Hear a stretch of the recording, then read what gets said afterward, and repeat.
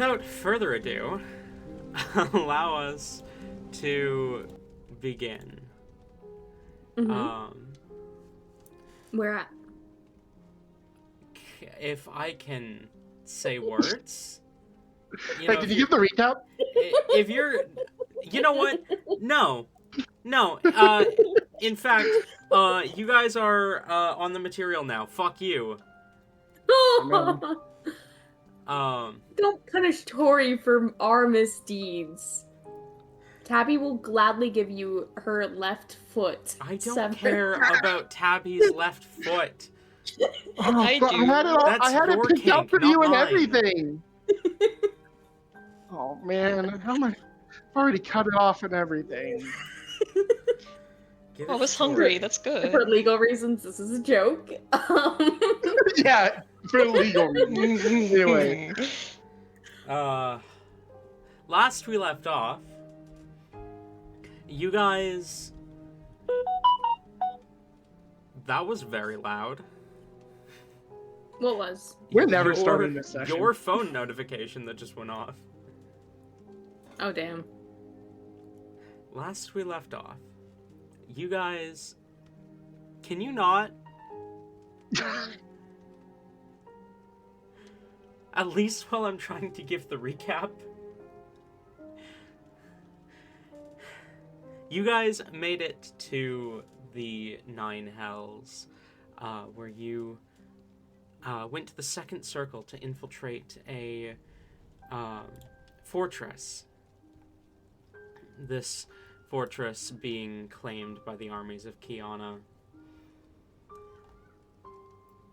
As you successfully raided the fortress, destroyed many of its residents, and turned one into Heli's servant, by a Cambion by the name of Ole.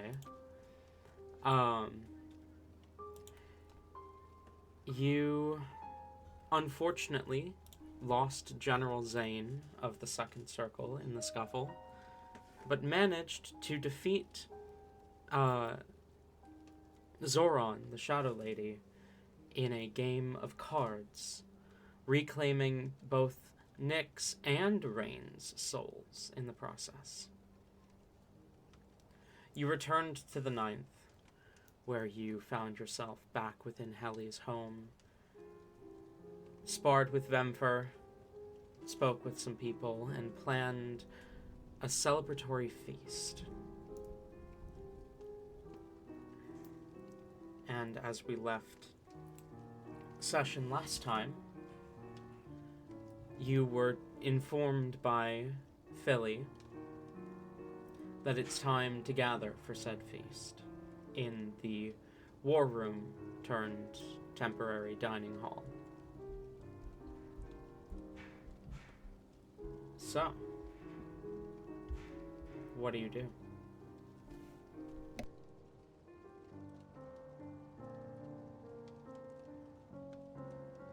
Sorry, we're texting.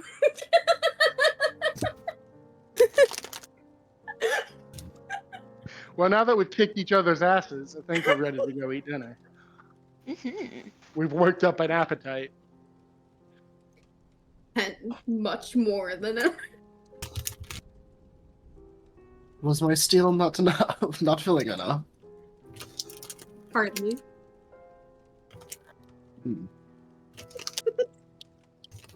This does mean we're going straight. If we're going straight to dinner, it is with torn up clothes from as we just fought. Everyone Clothes aren't torn.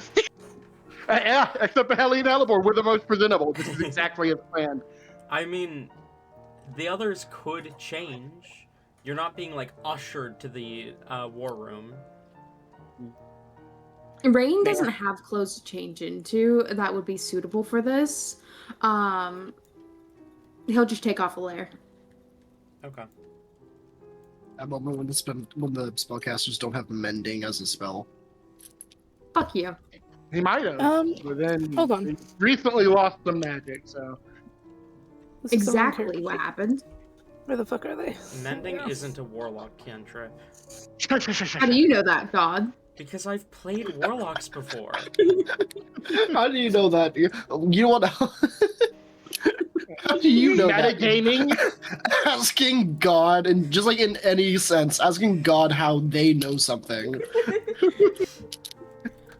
I don't believe it. I need video proof. I'm the devil from the Bible. I did Helly, not at least, take them, so. if no one brings it up, Helly doesn't care about anyone else's clothes as long as Helly and Hellboys are unscathed, and they are, so. Bever's chilling. The only thing I really would have been damaged, I feel, would be her arms that she uses for blocking shit. So she looks a feel little like- rough, but I'm sure her clothes are mostly. I feel like if Vimper showed up and didn't have any scratches on her, then her mom would be worried. If she isn't bleeding at least a little bit, something's wrong. Diva's, like, vaguely presentable. Like, their hair is in place, and they're not actively bleeding anymore, so. There you go. And their clothes under their armor are fairly, not uncrumpled, but, like, not messy. So. Oh, by the way, this is probably as we're leaving the training room, I look to Div and Rain and say, don't eat the meat if you don't want to go to hell. Okay. I turn around and walk away.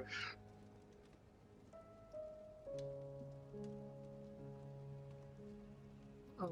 I'm pretty sure. I don't eat meat anyways, but thanks for that tip. I mean, I don't usually eat, so. Noted. Appreciated.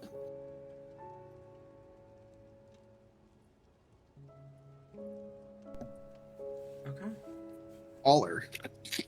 Why would you Baller. not tell Hellebore not to eat the meat?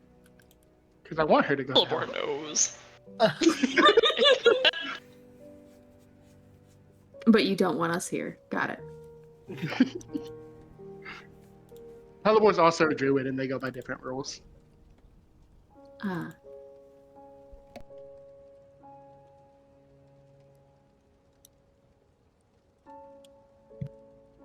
Okay.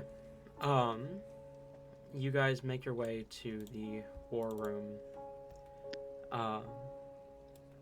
As you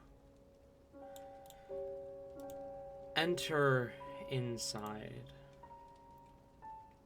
you see the table's been set with a kind of large tablecloth that's been placed over top of the war room table.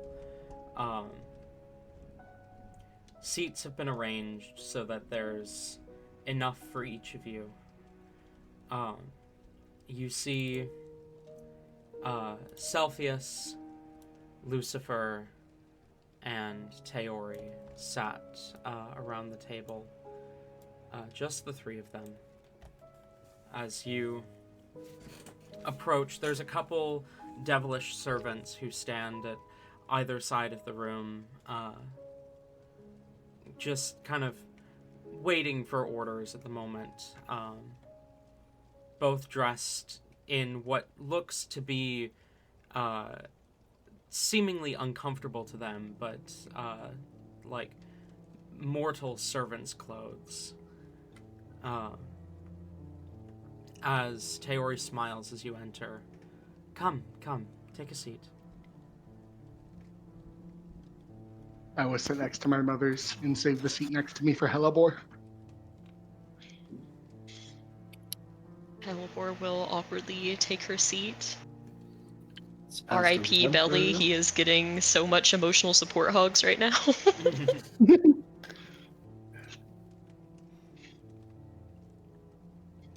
Div is sitting in a spot that allows them to attempt to hide from Teori and Celsius. If not all three of them, but I don't think that'd be possible, so. Okay. Yeah. Powerful women Rain's are sitting around the terrifying, I table agree. somewhere. Sorry, what was that, Vemfer? Nothing. Okay. As each of you find your seats around the table, Taori kind of puts her hands together, and kind of smiles as she says, "Well, congratulations, I hear it went well." We defeated 2 of Tiana's top people. And, well, we lost Zane, but I mean, that's 2 for 1. It's a good trade. And we gained valuable information about the capabilities of her right hand. And we know that there's probably a mole.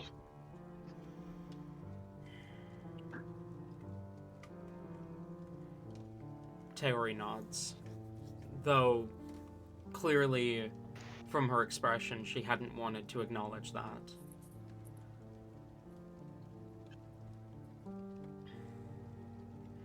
Elibor kind of leans into Helly a little bit.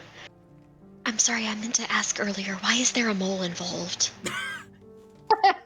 A traitor. There are traitors called moles. Moles are very loyal. I don't know, really. Felix is I right look there, up. guys. Huh? Felix is right there, guys. Rain looking Yeah, this is pissed at kind the of- both of them holding Yeah, this is- his ears. How dare This you is say fucked up, this? guys. But in the end, we won. And I think that indicates we're going to win the war. Lucifer does not meet your eyes when you say that. Div grimaces silently. Quiet as ever. Celsius kind of shifts her gaze to Vemfer as she says, "I'm glad you listened." I had a thing in mind to say here, and then it vanished. Well, I can't go around disobeying orders now. She almost looks disappointed with that answer, but will not. Bedford keeps that in mind. That was meant to be funny. Speaking of disobeying orders, kind of, or not doing that, Mother, before we leave, I have an idea for a few people to make a contract with. All right. Are you sure you're running out of space? I'm sure. Also, did you get my letter from before? The what was it? The wolf angel things? Lupines. For any lupine? I did get your letter. You need to understand, lupines are servants, or were servants of Krichara.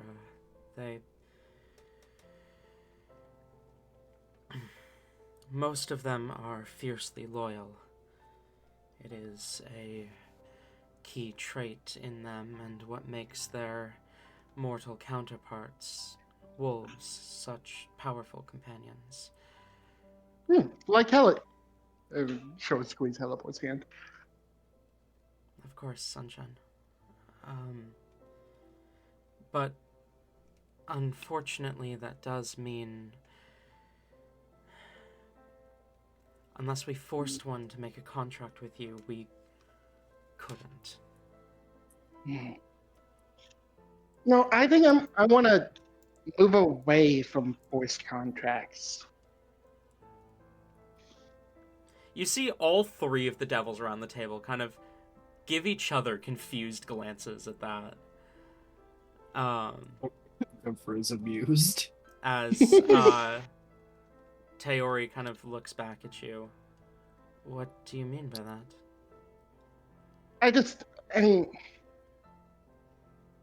being on the material, look at these guys. And I'll gesture towards Rain, Div, and Hellebore. They've Powers. they've protected me a lot more than most of my summons actually have, and they've only been able to do that of their own choices. I think maybe I want people who work for me to want to work for me. I think they'll do better work that way. Celsius, almost like on instinct, and you can almost see her trying to stop herself, mutters, I knew this was a bad idea. Taylor kind of gives her a sharp glance before looking back at you. Helly, those kinds of contracts are dangerous. Mm-hmm. There's a reason we don't do them. Well, I have an idea. Look, just hear me out.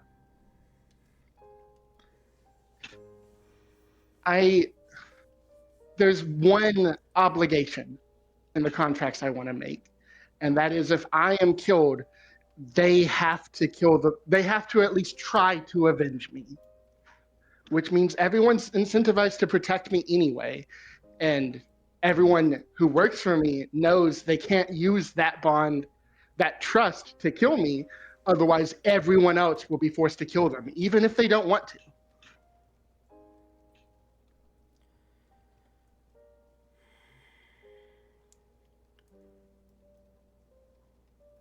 I mean, there's a little bit of coercion, but there's definitely less than my other contract. Celsius kind of speaks up at this point. It would never work. Sorry?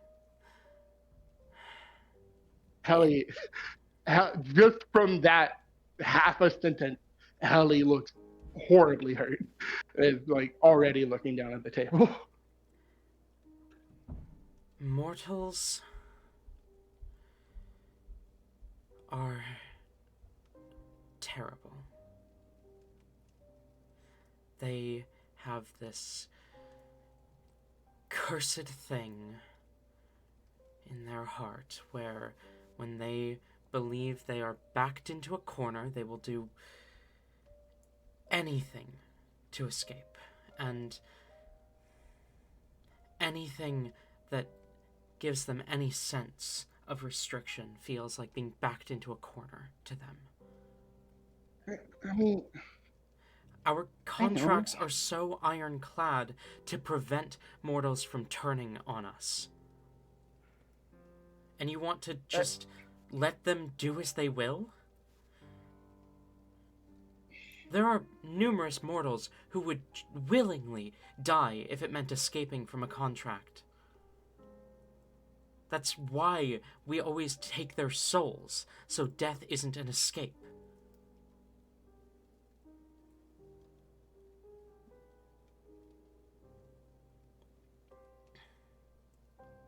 I'm sorry, Mom. Emperor's like visibly biting her tongue right now. What she means to say, Hallie, is that if you're going to do contracts like this, you need to be extremely careful.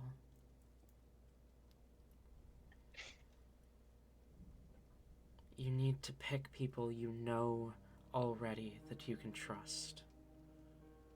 If you wanted to bind your friends with such a contract, I would believe that to be a good judgment call, but What's funny is I, Tabby, have 5 people in mind that Helly wants to make a contract with, none of which she trusts fully. Classic. But if you were to, say, try and make one of these contracts with someone who's already proven fickle loyalties. I mean, can't we use that? We, I mean, people with fickle loyalties, like, it's usually, they'll go with whatever's best for them. And so if we present them the best option, we can make sure that's the one they choose.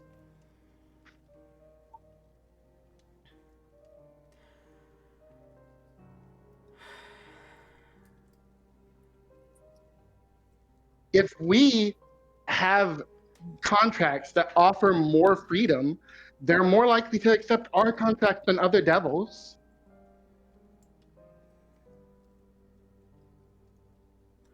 So...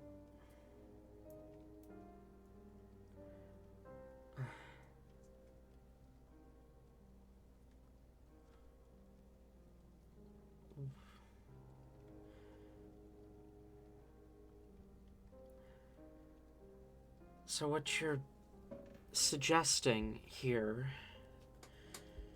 is you give them everything and ask for nothing in return. Oh, no, I ask. But, I mean,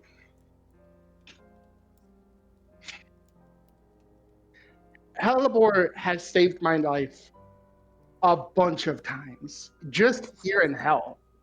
And I've never had to force her to do it. And that's because she loves me. And I don't think any of my other contracts would have gone as far as she has to protect me. And I can't make her do it. So I don't think making them do it needs to be part of it.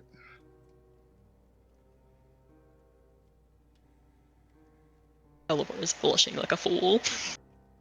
And I mean, Mom, she looks to Sylvius and then kind of looks away. I know mortals are like bad, but I've met quite a few that aren't that bad. You've met quite a few who present themselves as not bad.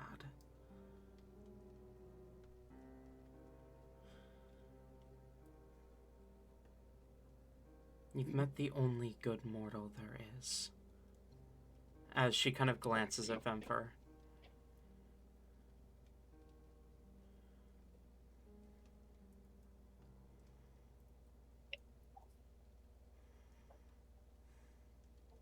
You know, people typically have a theory with these types of things where if you roll a handful of dice and you want one, say you're rolling for ones, the chance of you rolling one every single time is rare, but that doesn't mean you won't roll ones at all.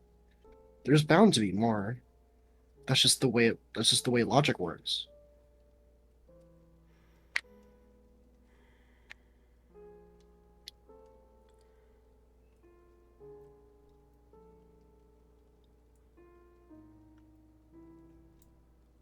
Do you know why a war with any other plane would be so easy for us to win? It's not just because we are powerful and better than everyone else.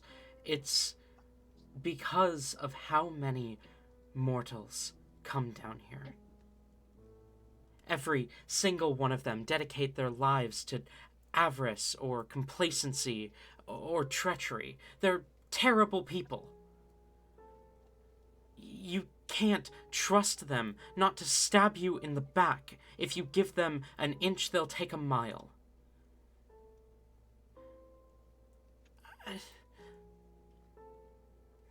Mother. Zespeth, the demon. Has she ever done anything against us after you've offered her a deal? And what you did to convince her wasn't force her into the contract. You convinced her that her old boss didn't care about her the way we could. Teori seems to actually take pause there. You see Salpheus kind of give a look between you and Teori before, like, my lady, forgive me, but you can't be considering this. Salpheus, she has a point. No, she doesn't. The only reason that demon hasn't turned on us is because she can't. Because the contract is airtight. But she didn't have to take it. It's also not that airtight. I mean, I've had demons that... I mean, Demi just attacked my friend Rain just because I was focused on something else while we were fighting. But Beth has never done that.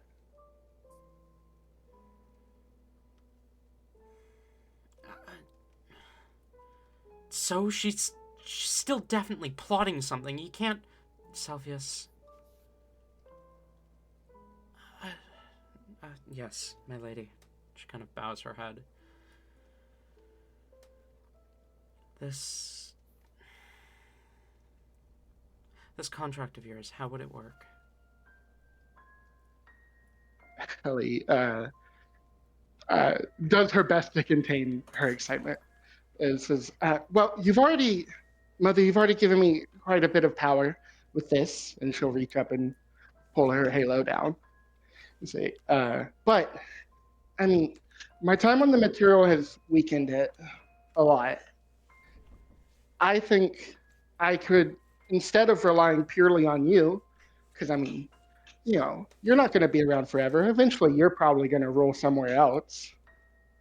I could have people, demons, she would start with devils, mortals, I mean, demons, offer power to put into it, and in exchange, they can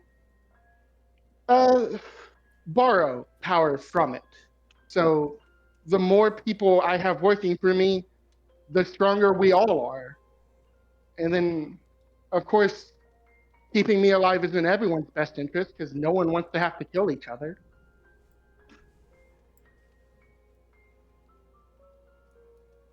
And then more people will want to join me because the more people that are with me, the stronger they are, which means I'll have more people working for me than other places, and we'll all be stronger for it.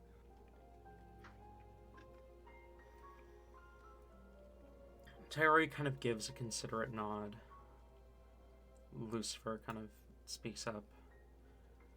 You'd have to be careful with the clauses on that. I mean, you always have to be careful. For the vengeance thing, make sure you include in it something that forces them to know who killed you.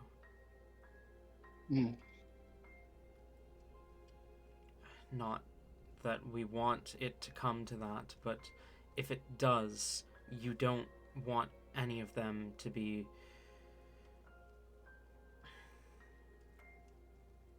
playing the ignorance card.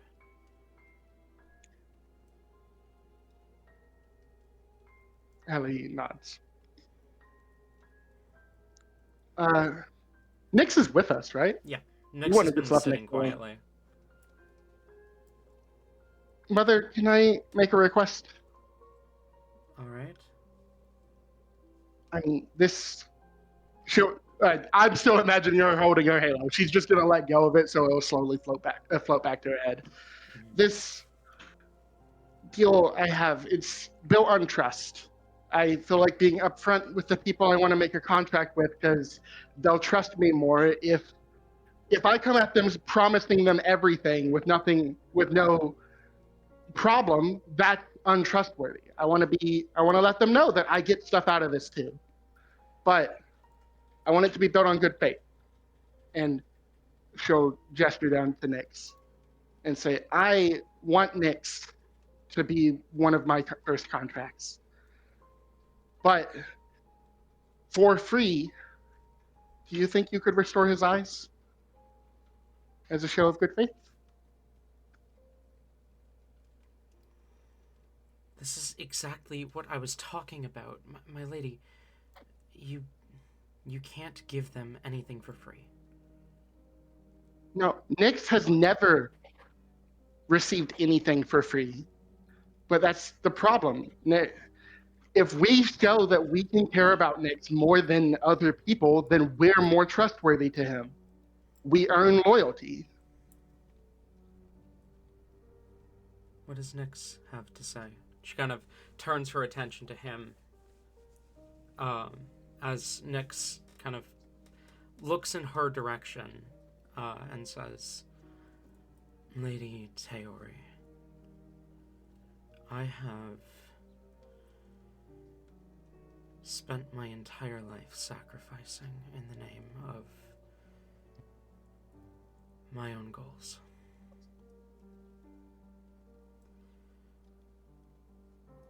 All of them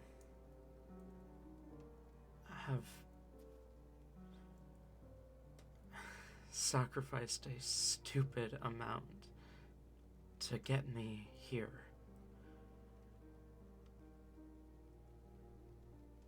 But I don't know if I'm ready for a contract again. Forget the contract. The eyes. Do you want them back? You will owe us nothing. You have my word as... She pauses, glancing around the room.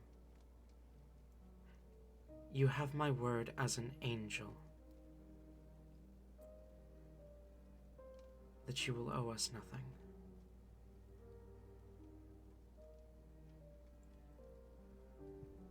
Rain is just like hardcore staring at Nyx during this entire conversation, keeping quiet, trying to remain. Biting their tongue. Yep. Sorry, I thought you were done after that. Oh no, you're good. You're good. Like Div is biting their tongue, trying to not blurt out, "Well, that's not worth much."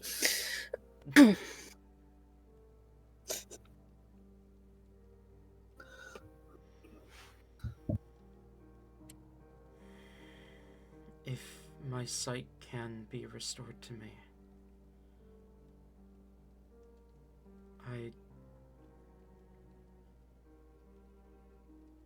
Nyx trails off, but he nods. Teori will stand from her seat at the head of the table and walk around towards him.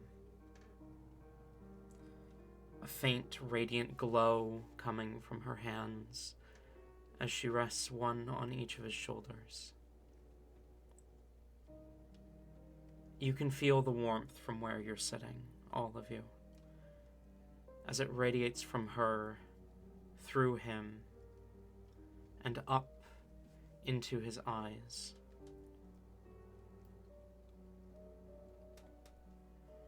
You watch the scar through both eyes begin to seal itself. The milky gray darkening to black once more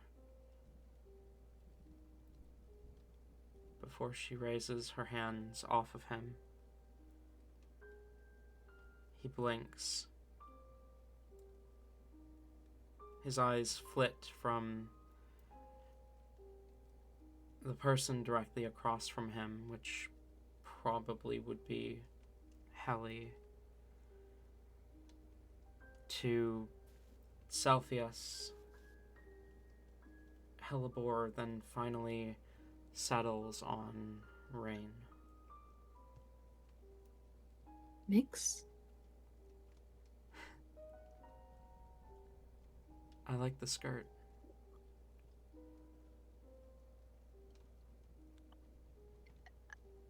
Thanks, it's not mine. You should keep it. Looks good on you.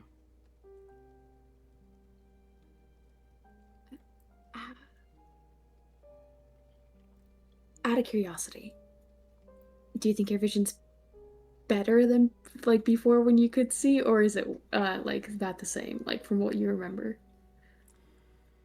Did you get like super sight or anything? Well, he kind of looks around. I don't see anything that's different, I don't think.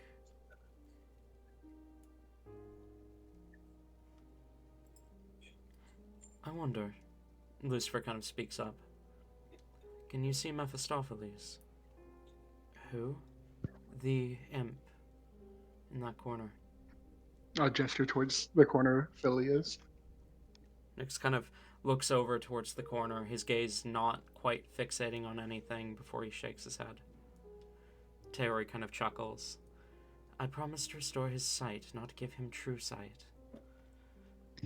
As she sits It would back be down. funny, though. That he'd have to pay for.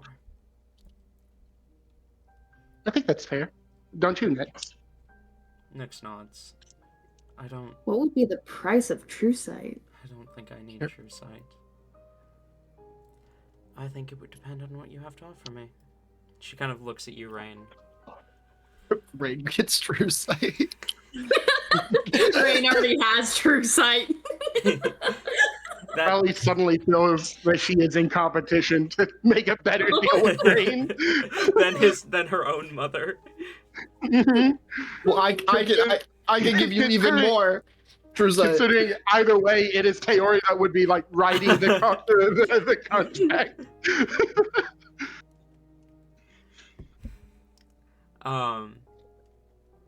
She sits back down at the head of the table. Celsius is giving her the most like incredulous look, but just kind of sighs and says, "All right, I guess that fine. But can we address the house cat in the room?" As Taylor Philipora turns and looks around excitedly, trying to find where the house cat is. Oh no. Taori glances to Hellebore and says, I suppose we should.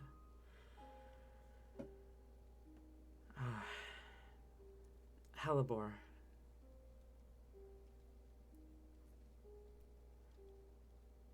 Food yet? Have we started the dinner? Food, yeah, food would have been brought out during the contract conversation. I forgot to describe that. There's kind of a mix of meats and vegetables that are just kind of set in the center of the table, and everyone's given an empty plate. Does it look like... Well, okay, the vegetables is interesting. Does it look like... Is it human meat? Can she tell? It looks like a mix of different meats. They're served separately, so everything is like, oh yeah, that's mortal meat. That's specifically fucking, I don't know, Dragonborn is tougher, so sure. That's like All the bones taste the same to Father Johan. I like the idea. Like, we've already established that I have a pet abyssal chicken. I like the idea that we actually have like an abyssal chicken farm. yeah. So That's abyssal chicken there. There's like they've collected some Roth meat from the material, so there's like some Roth there as well. And the Roth specifically is labeled as like Roth from the material plane. And is like kind of set front and center in front of the mortals at the table. Helly, you would recognize like the vegetables on the table as likely harvested from the second circle. And then dethorned and like depoisoned and whatnot. Yeah.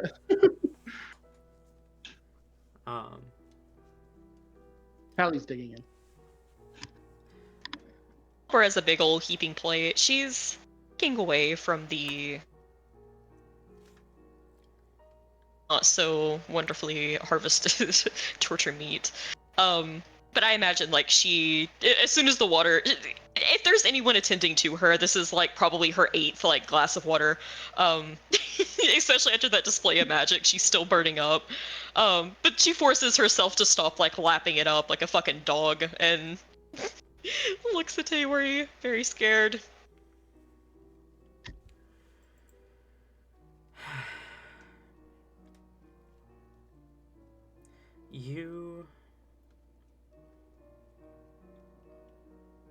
You love Hallie?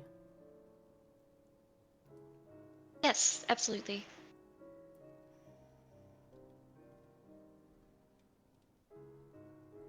She nods. That's all I can ask of you. But she glances over to Hallie. You need to think about this carefully. Mm-hmm. Loving mortals is dangerous.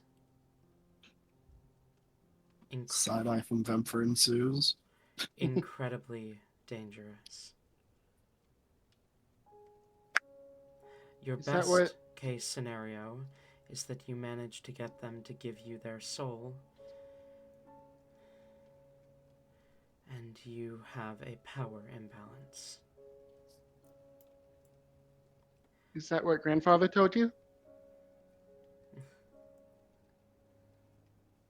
you want to know the last words he said to me before I fell?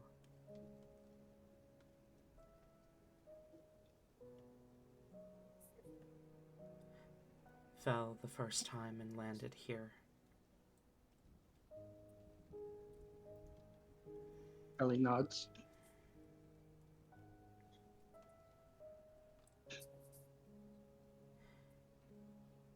I told him about the woman I'd fallen for.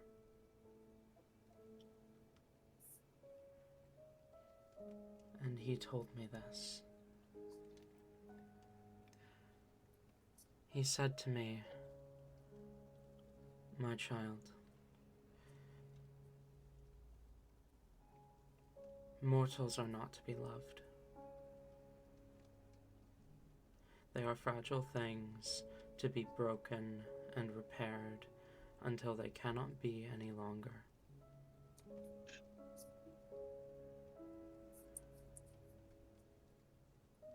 You are not to love them as you would love an angel or a god.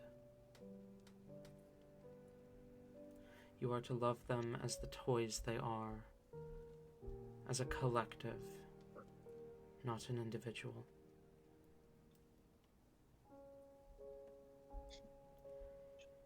Mortals are nothing. They will disappear in the blink of an eye.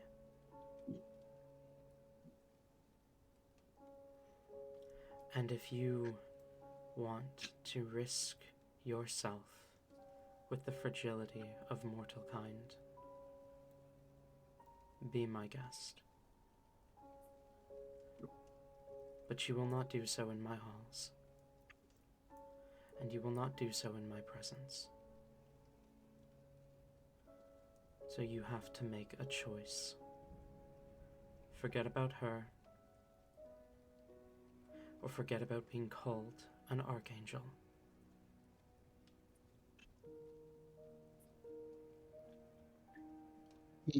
He said that? She nods.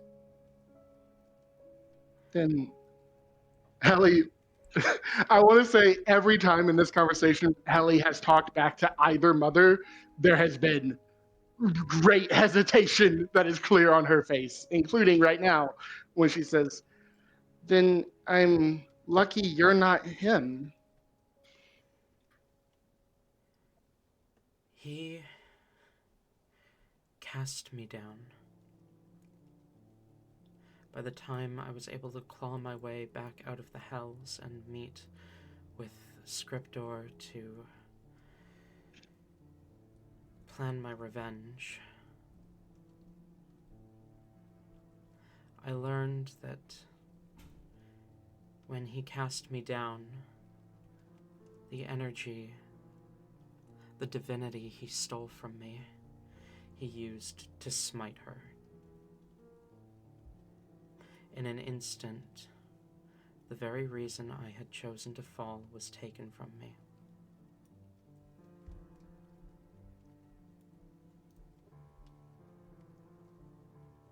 He was right about one thing. Mortals are fragile. What he neglected to mention is that fragility is contagious.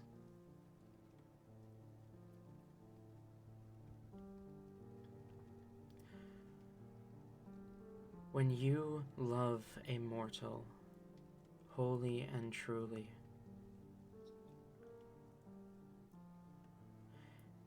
you become willing to sacrifice everything.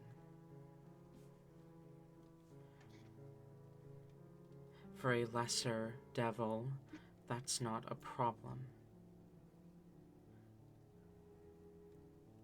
Even someone like Vemfer, were she to fall in love with a mortal, I wouldn't worry too much. But you, Bites her tongue again. that fragility can be used against you. Her life is constantly at risk. Every breath she takes could be her last. And you are choosing to be willing to sacrifice everything to ensure she keeps breathing. And that makes me weak. It makes you a risk So to yourself. Mother, And I'm pretty fragile. Does loving me make you weak? Am I a risk to you?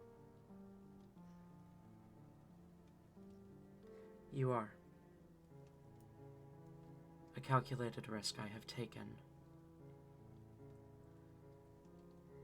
but a risk nonetheless.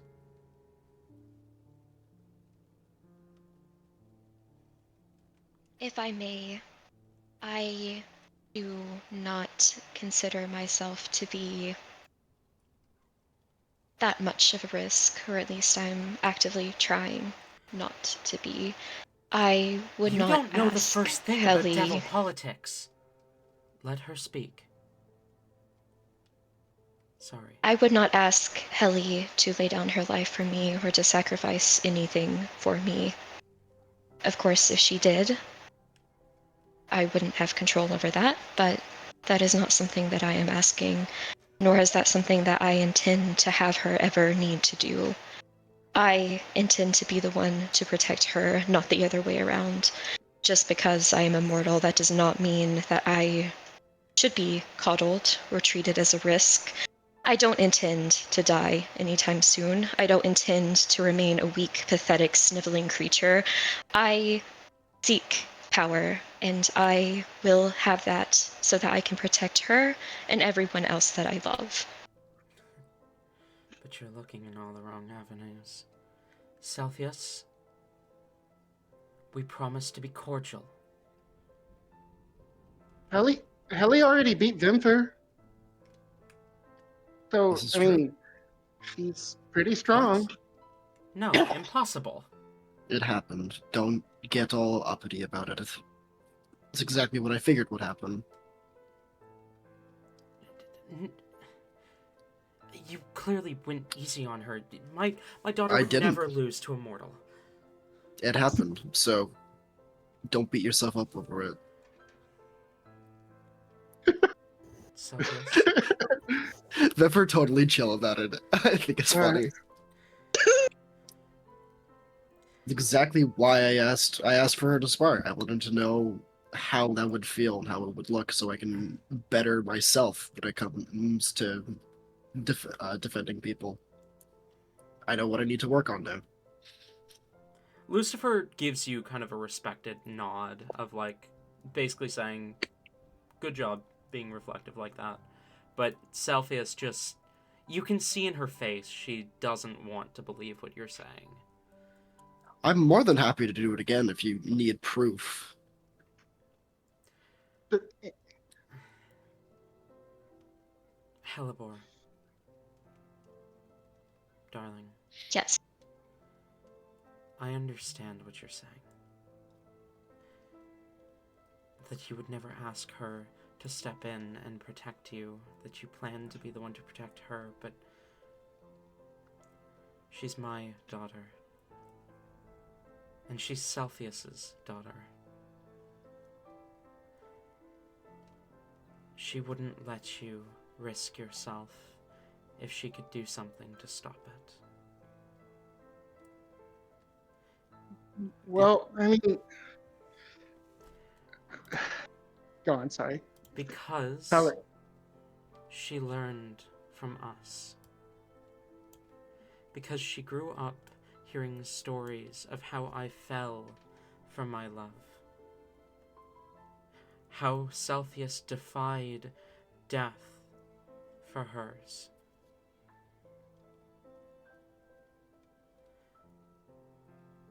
It is a noble trait to be willing to step in like that.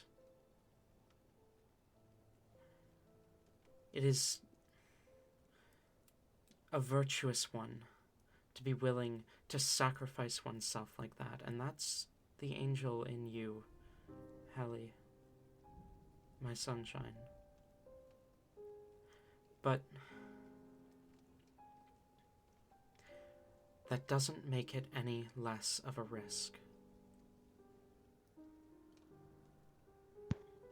Because we are immortal. Unless something kills us, we will live forever. The same does not apply to you.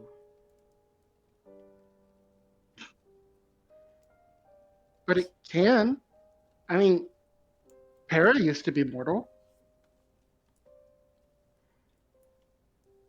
I knew you'd throw that back in my face.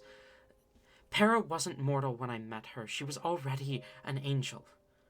A crow. Same difference. And besides, I was mortal once too. Mm-hmm. And you're both immortal now. Doesn't that just push Helly's point harder?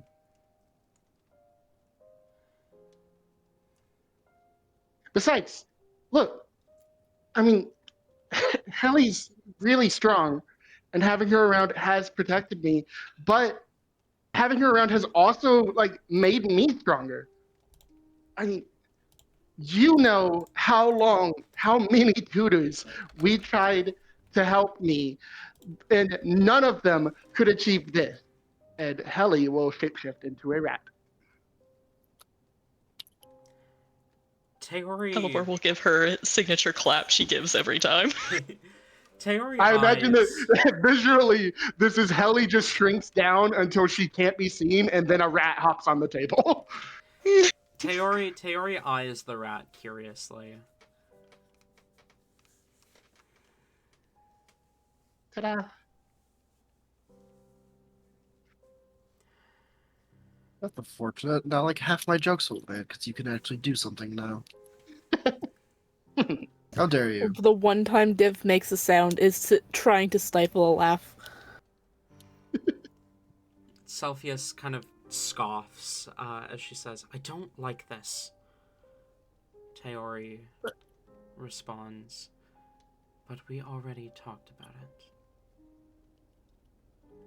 She scowls and turns away as Teori continues. Your mom and I have already agreed. We aren't going to stop you. If this is a lesson you have to learn on your own, then you will learn it.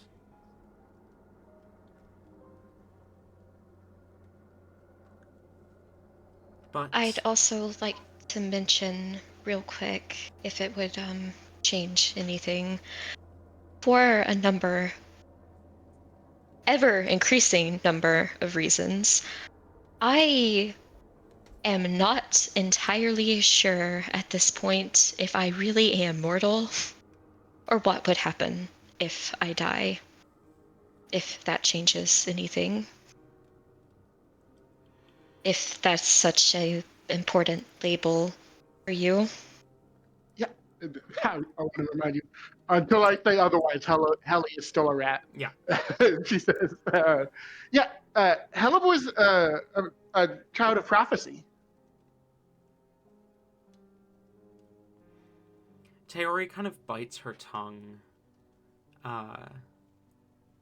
as Lucifer kind of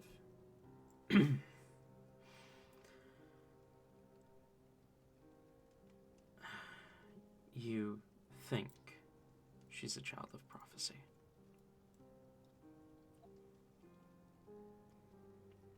Well, I mean, I guess no one really knows who's a child of prophecy until the prophecy happens, but she fits all the requirements.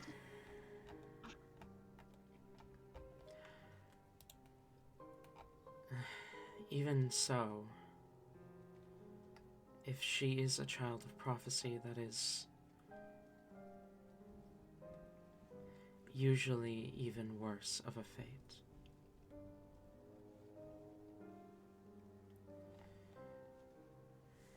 The last child of prophecy I knew was a man by the name of Velnaronki Arnada. Oh. Oh, Helibor is like, Oh, she nearly falls out of her seat. Like there's an audible jump. And of course, then there's me sobbing. Fine. It's fine. He was fated, well and truly, to end the world.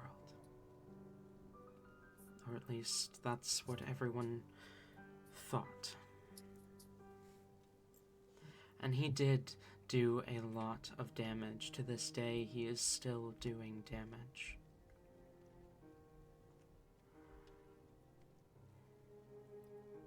But the creature that came of him can no longer be called Velnaronki Arnada. Sometimes it uses his name and face, but the man that was Velnaronki is gone. His sister tried everything to save him. Became the first mortal pact-bound to me to try and save him. But nothing they could do saved their brother.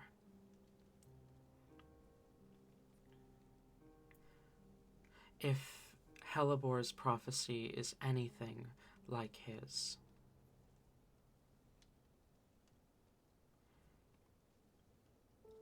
that is even more reason for you to choose not to love her. Mother, can you choose not to love Mom? Can you choose not to love me? I haven't chosen anything. I love her.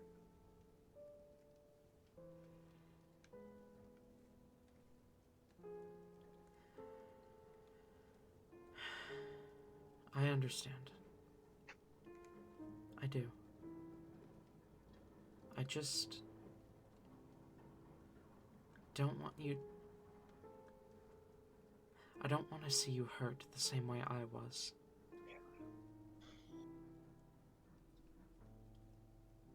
Well, That pain I still carry with me millennium later. then help me. You got hurt because Granddad was a dick.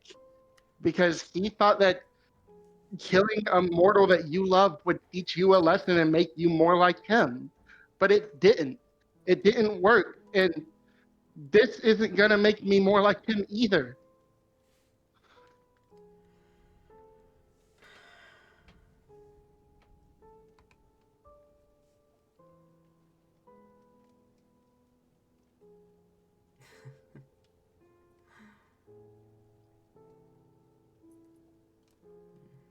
She really is your daughter, Celsius. Celsius averts her gaze. Stubborn to the end. I told you this would happen. Doesn't mean I like it. Why a cat? Of all the mortals you could have chosen. Why not pretty boy over there? Nods towards Rain. Oh, Rain? no. Gross! Ew. I would never. You ever see a rat throw up? I'm afraid if we left them in a room together, they'd gnaw each other to pieces. I'm surprised they haven't already. At least he's not covered in fur. Yet. You know, if it makes Helly not like me more, I think I would be okay being covered in fur. No, what? Huh? What?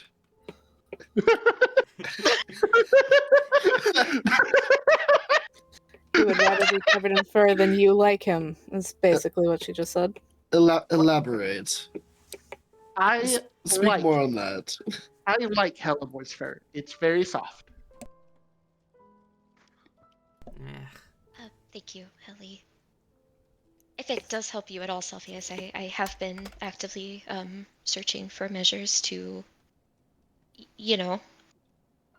shift into forms that might be more pleasing for certain company.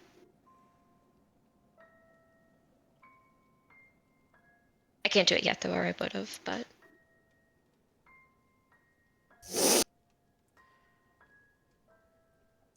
Me trying to come up with a way to sound supportive that isn't flirty as fuck. And you've chosen one all tied up with a demon too. Why did you have to pick the worst one?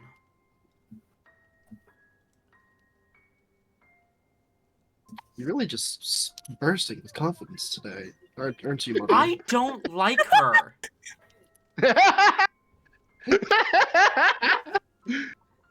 Well, you could at least seem try to to like fake it a anyone. bit for her. Mom, No, you, I expected this. It's fine. Mom, See, now you've got to admit her You- all sad. you've always told me that it doesn't matter if you liked who I fell in love with, as long as I love them. You're not marrying her. Throwing my own words back at me. Now I am a smug rat. It sits back and crosses arms. I will try and be nice. But it doesn't mean I like it. Thank you, love. I mean, and about the demon, I mean, Lulu, you can attest. She's working on it. She's on our side.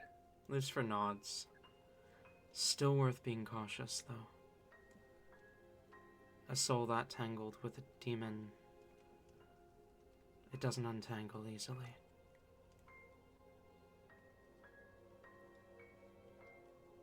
I will say, if it, as a last note on the mortality thing, I have been informed that I apparently, at least for now, can't die.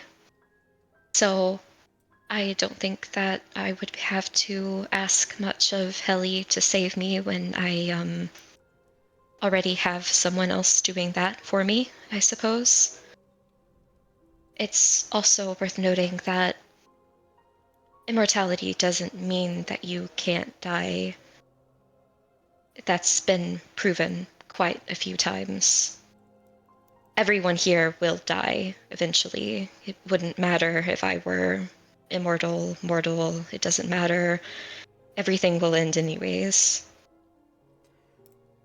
But being mortal compared to immortal is the difference between lasting for an experience and a lifetime. Perhaps, which I still don't really know where I fall in that, so. Terry nods. She's a druid too, so even if she was immortal, she'd live a lot longer than the other mortals.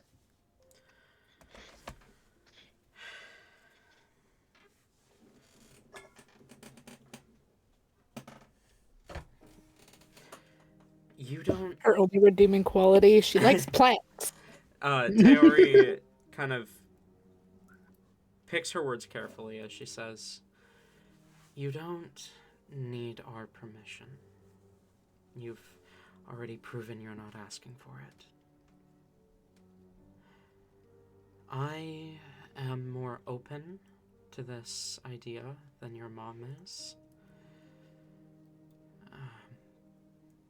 But I promise she will come around. Don't promise something you can't keep."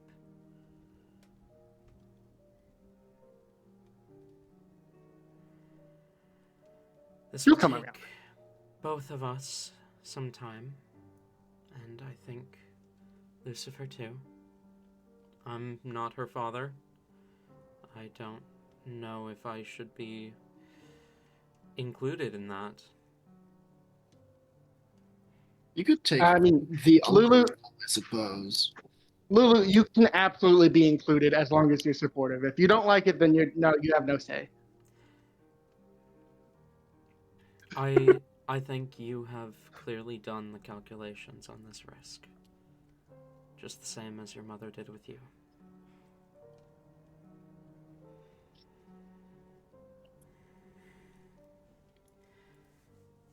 If this doesn't work out,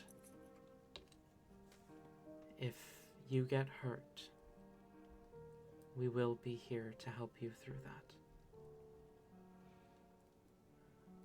But if you can prove your mom wrong,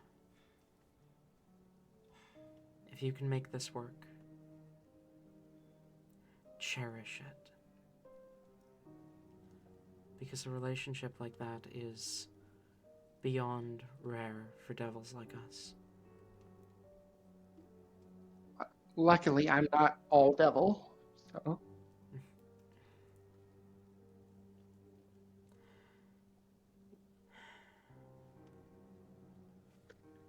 Right now, I'm all rat. That is very impressive that you were able to pull that off.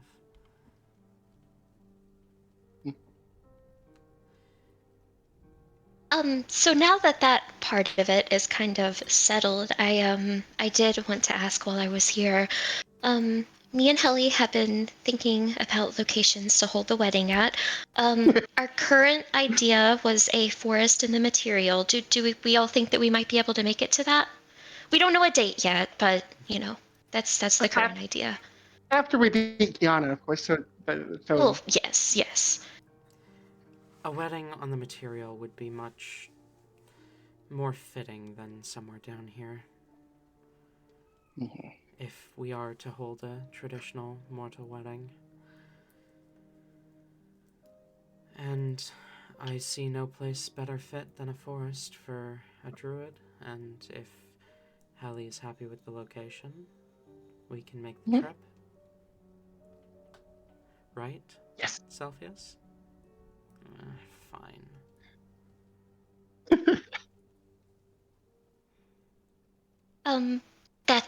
That's wonderful. We'll definitely send out the what are they called? RSVPs. I don't know. Devils don't usually get married. Like, my moms are kind of an exception. And ours was a lot less ceremonial. Mm. Well, I definitely wanted to make ours, not like a huge amount of ceremony, but just a large amount. And yeah, I'll look a little more into it. I think their RSVPs will send you something, handwritten, of course. But I thought it'd be a good time, and you'll get to meet my family as well, and it'll be a grand old time. Your family, who are they? My dad and soon to be my mother as well. Alright, I suppose that makes sense. She smiles. Vernick in the corner sobbing. Oh my god, Philly actually kept his mouth shut. What the fuck? Roll insight for me, Halibor. Oh no! Did he? Did he? Question mark, question mark. Because that does not seem like a Philly thing to do. I have no faith in this imp. They can be heard very clearly in my Can I also roll? surprise. Yeah, sure, go ahead.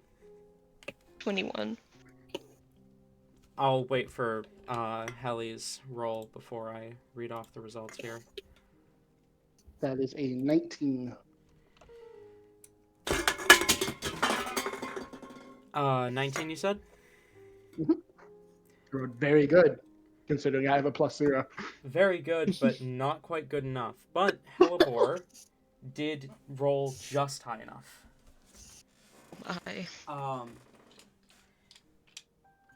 Teori's reaction is genuine.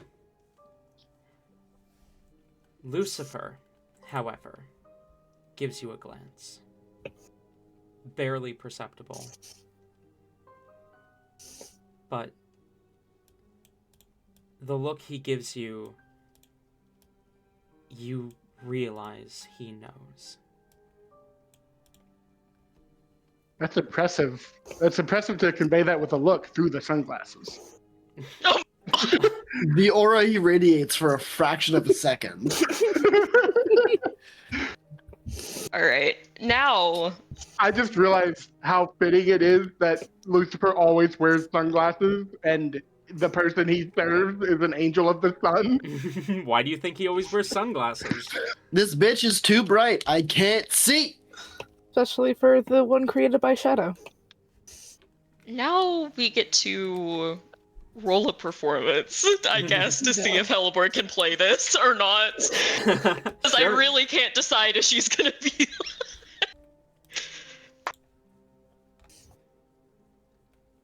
Okay, that is not nearly as bad as it could have been. That's helpful though. That's a fucking 10. Okay, Do you want me to roll insight on Teori? Oh no. Or Sure. how do you want to play this? I was more just trying to like see if she could like actually see that and then not like triple take like, oh my god, no. Like sure. Helibor's not subtle. I've already like said before that she's really bad at shit like that. Okay.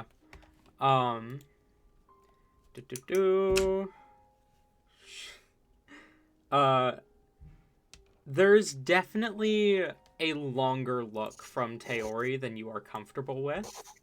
She can tell that you're hiding something, but she doesn't press. Alright.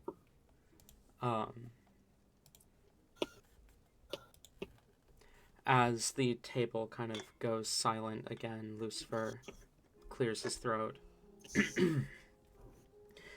If we're done with the royal drama, I have something of my own. As Lucifer glances across the table. Why are you here? Why do you think you can hide from me? his gaze fixating on Div. Div is not looking at anyone, so doesn't fucking realize.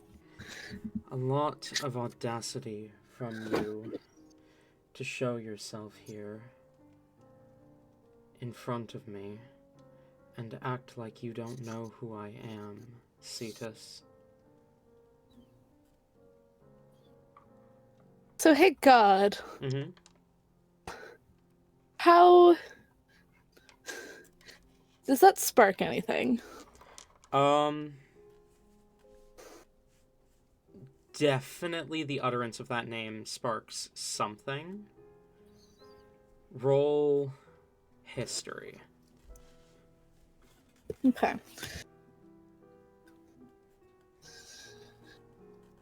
Because it's not that they're not paying attention to what's going on around them. They're paying very close attention. They're just not looking and don't realize that they're now being spoken to. History is going to be a 23. 23? Yeah. Screams echo around you. Desperation.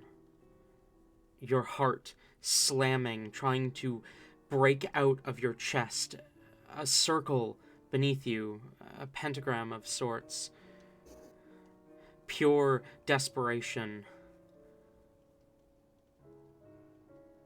A voice, familiar, the one who just spoke that name. A contract.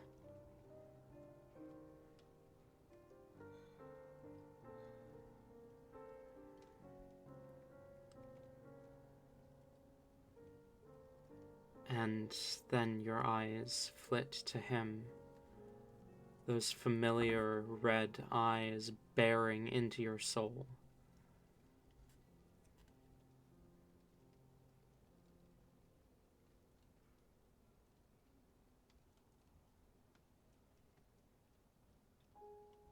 I think they just kind of shrug.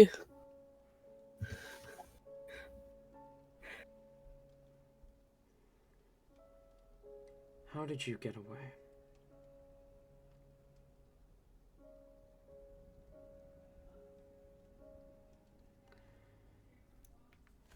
And why can't I command you, Cetus? Okay, I'm gonna need you to explain what the fuck you're talking about, because I'm very confused. Do not act like you don't know who you sold your soul to. Lulu, Div is like Div Which doesn't one? remember a lot of things. Then let me refresh your memory. Ooh. 7,000 soldiers under your command. 7,000 soldiers about to die because you led them into a trap. 7,000 soldiers whose blood would have been on your hands. So you called me. Called me to save them, sold me your soul in exchange for their lives.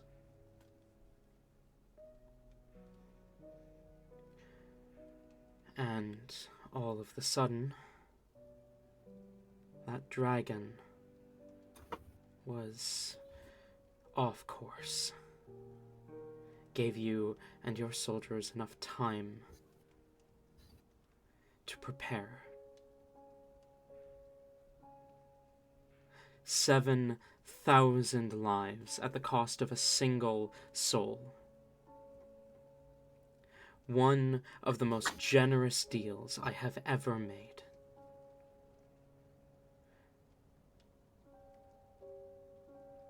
And then, when you died, and your soul was supposed to come to me, you were gone. Yeah, not ringing any bells.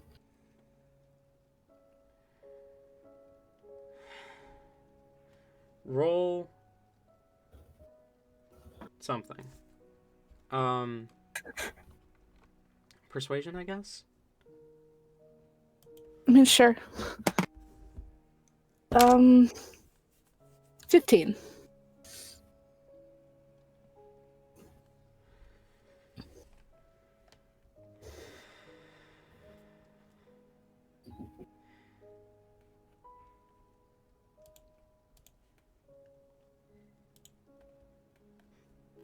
Did that come through? Yeah. You did, okay. Lucifer stares at you. You actually don't remember.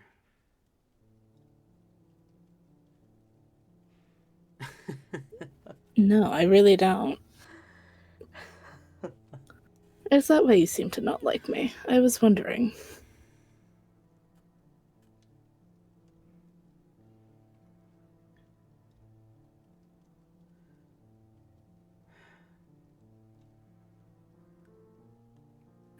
I don't know what you did, Cetus.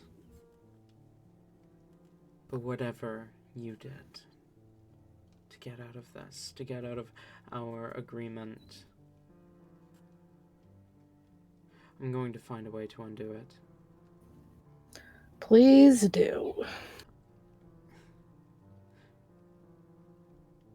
It's The second you do. far too late to kill those soldiers now. They're well and truly dead. Drowned, I believe. But I can still make your life a living hell.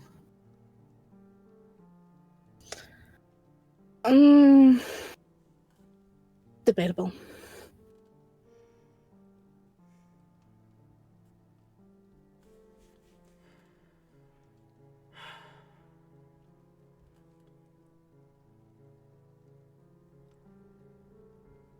But, like, if you can figure out how to separate us, then do it. Please, because this is loud, and it's getting annoying. None of us know what's going on, so... it'd be helpful.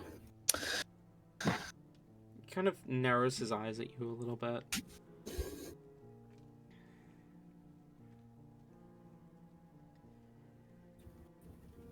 I'm going to be watching you.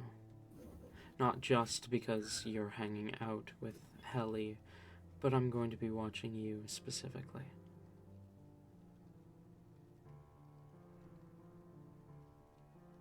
Okay, and?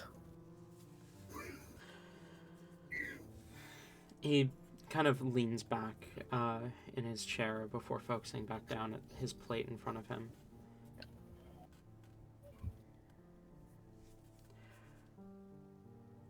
Right. I'm sorry about that, Div. Who's talking? Teori. Div immediately shrinks back, trying to get out of her eyesight again. Who's like, oh right, there's fucking people here.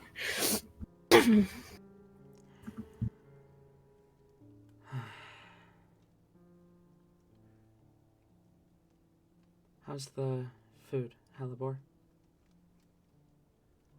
Oh, it's really quite good. Lots more of a variety here than I thought. Nice that it's not, all the expected. Oh, I totally forgot. I meant this was on my list of things. She kind of looks down at her lap where I'm making this a thing. Belly has like a little list that he's been kind of hiding underneath a leaf that she's been looking down at now and then to keep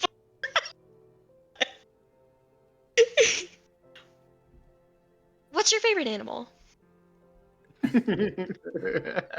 She kind of gives a kind of half chuckle. Favorite animal? Mm-hmm. An interesting question.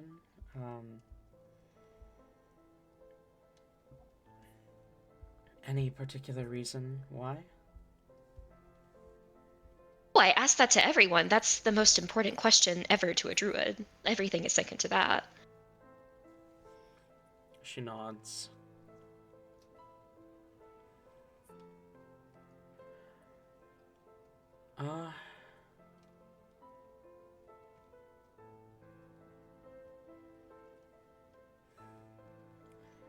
I've always been fond of the phoenix. Not just because it's my father's sacred bird. There's something beautiful about the cycle of rebirth being so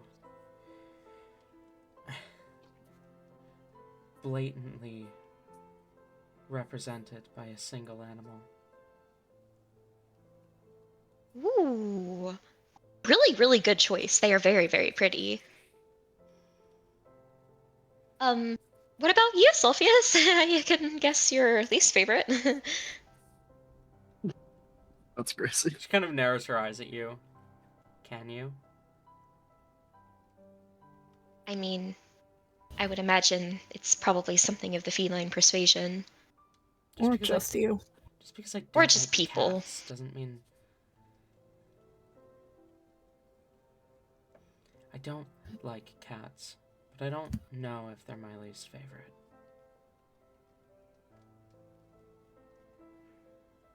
Is there any animal you like? She kind of narrows her eyes for a moment, kind of trying to think through an answer.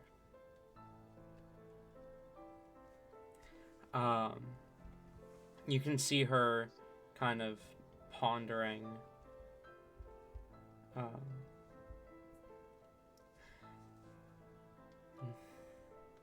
Come back to me. Come back to me. She kind of waves you off. Okay. Lucifer, do you like any animals? I don't want to leave you out.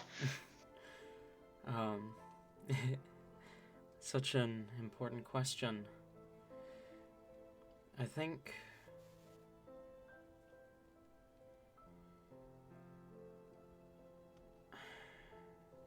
probably...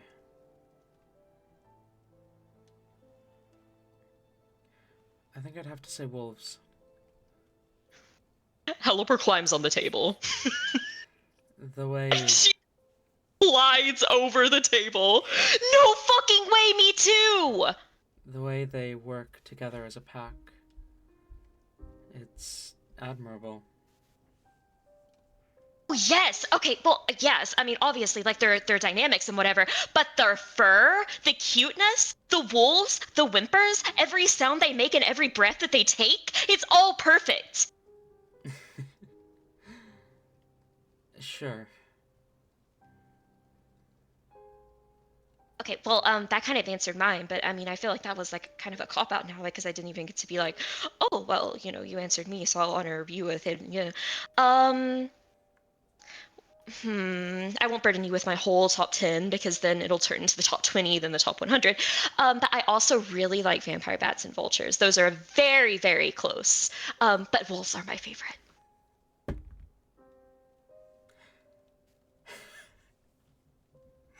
I just rolled an insight check for Taori, and she rolled a fucking nat 20. Oh. Why? Why is she... What is she inciting? Because Hellebore just listed off 3 of Todd's favorite animals as her own. Oh. Yeah, that Dun tracks. dun dun. Okay. Looks to her fitting resemblance, looks to the scythe on her back. Taori does narrow her eyes a little bit, but I think Hellebore is too focused on other things to notice. It's more of a question Probably. than a statement.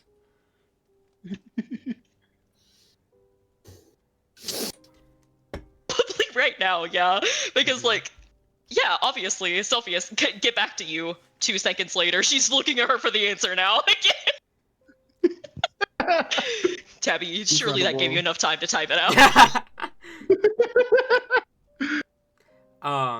Sulfius kind of averts her gaze a little bit before she says, "Lizards." Yeah. Fuck yes. Fitting. And Halibor just kind of looks over at Vinford and then, like, smiles.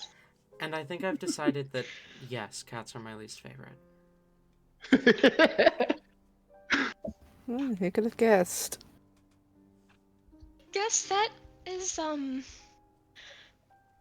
fair is not the word, but that's an answer. That is certainly a answer. That is certainly one of the answers of all time.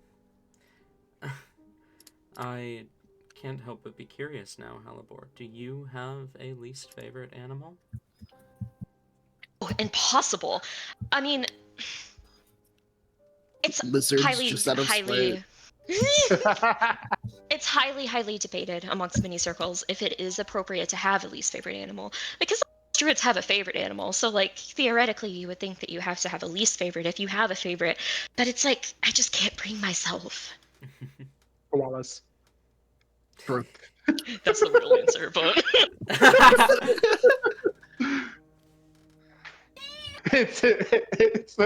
No, I love all animals equally. Later, I don't much care for koalas. It wouldn't burden me if they went extinct. I love all animals. You don't count. You're not an animal. You're not an animal. You don't count.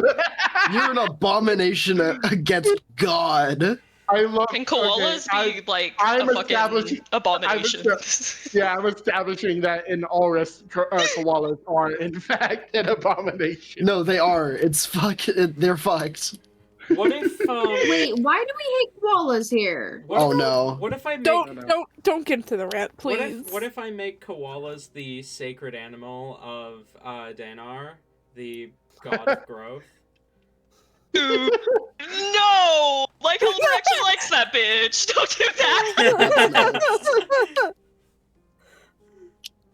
I haven't settled on a sacred animal for him.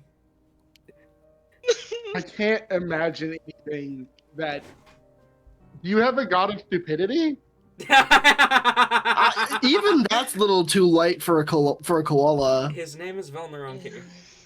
Hey, okay. Rude. He's not stupid. Actually, hold on. Let me double check. He's not. Hold on. I need to check the facts. I need to check the. I'm still wondering what's wrong with koalas. Tabby We'll do just that later. hates We'll get into it koalas. later. We'll get into it later. Okay, Stupid. koalas are genuinely He's like one of my just favorite a animals, moron. guys. No. I remember we No. had this conversation. It was so something. I love koalas, but whatever. I'm sorry. Great. Well, Halibor has her second question that we must all decide is the required. What the fuck was that sentence? She has another question. She looks at Taori. Okay, Hold follow on up me question. for a second. So many What's- questions. What's your favorite plant? All of them. Oh, my favorite plant. There is a correct answer here. There it totally is. I think I know the correct Which, if I answer for remember Celsius' least favorite. correctly, Helissia is a plant, right? Yep, it's a type of It tree. is. Terry she feigns thinking about it for a little bit, though you can see a slight smile on her face before she says, Helissia is named after a tree. So, I think Mhm. I have to say the Helissia tree. Oh, wonderful. There is another answer though that would have been appropriate. Celsius, do you know it? Oh, no, don't answer that. Just what's your favorite? She narrows her eyes at you. My least favorite is the hellebore plant. Fucking knew Oh it. my god. Halibor just Hold it. smiles. I love the idea that Celsius called it a hellebore plant because she doesn't know She what doesn't type of know plant it is. Yeah, it's just even better.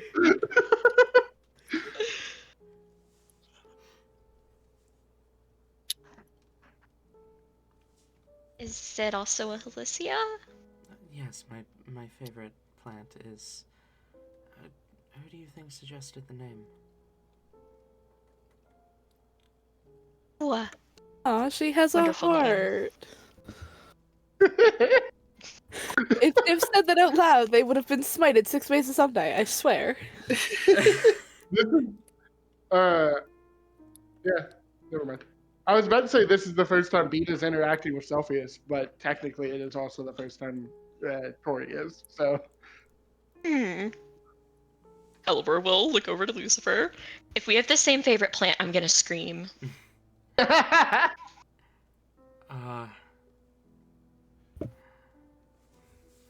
He kind of pauses to think.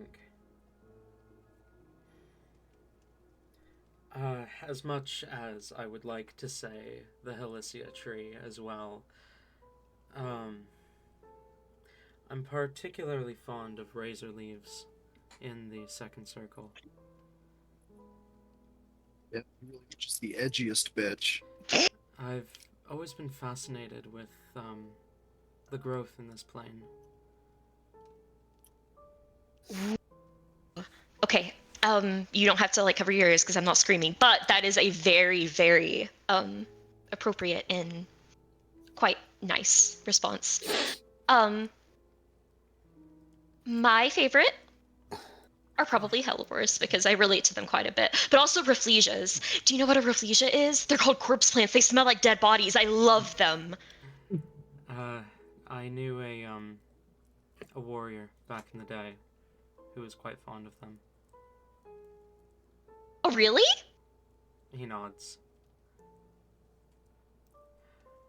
A man by the name of Obero. Oh, gag. Well, that. She slaps a hand over her mouth and then looks down. Although, She's supposed to act like she doesn't know who that is. if we're choosing a plant from the material plane, I can't lie, I'm quite fond of the amaryllis. damn. Wait, are we the same person? That's like my. Oh my gosh. It changes between like third and then fourth, and then second and then first, and then sometimes it's 1.5. I'm so tempted. Do I have Helly say something stupid? Yes, Do it. absolutely. Always. Helly kind of shrugs. And it's just, it makes sense that you two are pretty related. Yeah, and on it. She slaps her hand over her mouth. Oh no. Jesus. This is the kind of catastrophe I was waiting.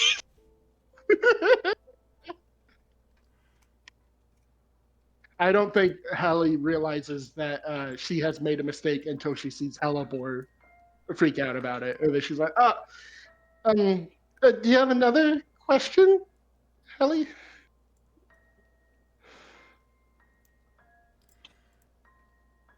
Yeah, the other important question. Here, let me just. I have something caught in my throat. She drinks a bunch of water. Okay, Taori, what's your favorite food?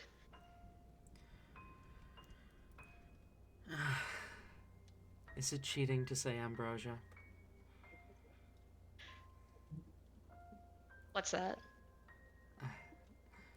It's a food grown in the heavens. It is quite literally divine in taste. Anyone who's tried it knows it's their favorite, but it is dangerous for mortals to consume. What's it made out of, though? Is it like a plant, a meat? It's its own kind of plant, yeah. Originally grown in the birthplace of the gods, Eden.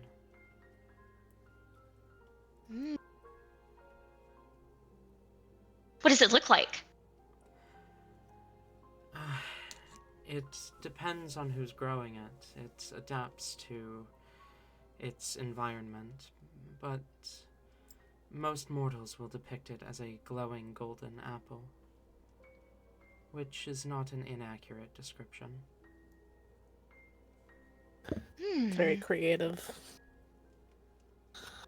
If you're ever able to like smuggle like a segment or a piece of it, I could maybe try to see if I can grow one. Maybe. I could ask. Dee Dee's busy with something. I haven't been able to summon her, but Helly goes to reach for something and realizes she is a rat and cannot reach for it right now. So it says, okay. And then she will hop in her chair and become Helly again. And then she will pull out Cuckoo's contract and say, this is one of the people I wanted to make a new contract with. They're an angel. You signed a contract without my supervision? Well, I mean, it was Dee Dee wrote it up, and I double checked it, and it's basically the same wording as yours. Can I take a look?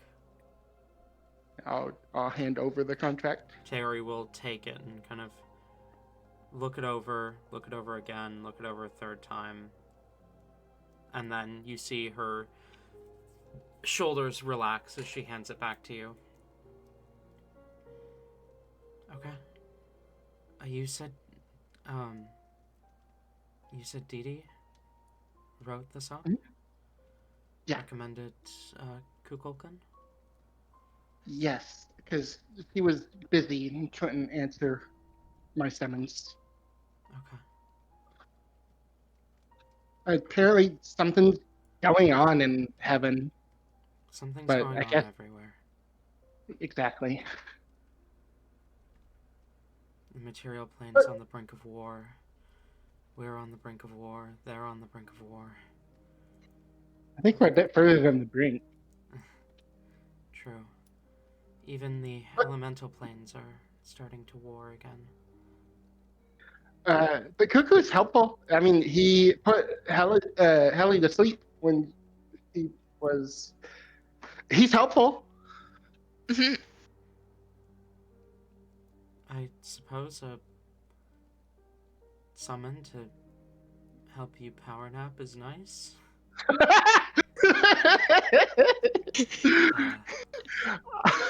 Whatever you want to use your power on, just don't waste it. Yeah, I was just feeling a little, like I didn't really sleep that night. And Sylvius, what do you like to eat? Damn. She stares at you. You can almost hear her desperation to say cat. But the words get literally caught in her throat. As she says, usually just human. Fair, that's fair. I try to imagine it as the man who sent me here sometimes, but I don't know what he looks like, so. Probably still fair. Lucifer, what about you? I never was too fond of eating. When Kiana was in charge, we sometimes had access to ambrosia, but beyond that, it's always been a social practice for me. Lulu's an original. Most originals don't eat. Oh, that sounds awful. I have quite an appetite. Hellebur points at her like 10 plates high already. A respectable appetite, for sure. One that I've Oh, yeah. seen in many strong warriors. Oh, well, thank you. I hate to, deviate from the norm, but anyways, my favorite. Oh gosh, it would. I mean, the obvious answer is blood, obviously, but like probably second would be shrimp.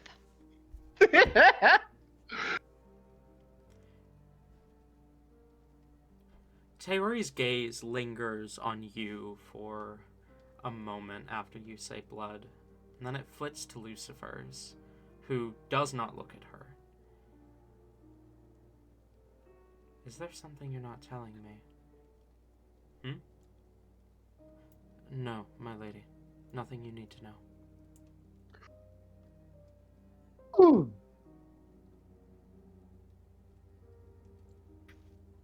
Right. Helibor, quote unquote, with the biggest air quotations ever, looks very, not obviously at Ellie with like a oh shit, what do I do? So one of the people, one of the other people I want to contract with, I actually have Dan giving them a tour right now, but they used to work for Zoran, and I figured we might be able to get information out of them.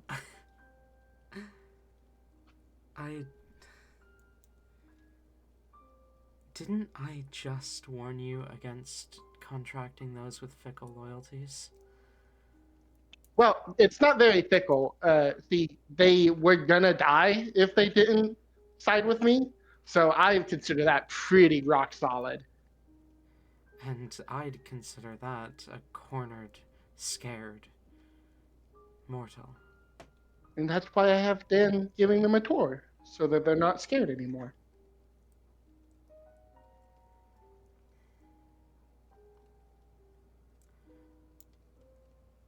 You know Dan. She nods. He has nothing but good things to say about us, so... We'll be keeping a closer eye on that one.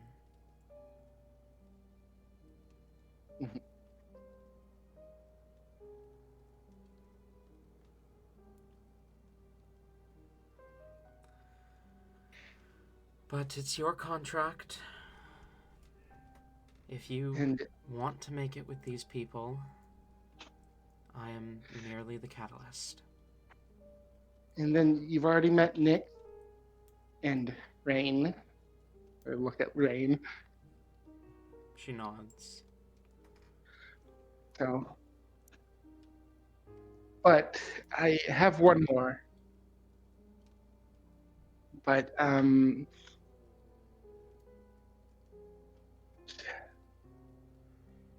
it's a surprise. You intend to surprise me with a contract? Yes. Kind of.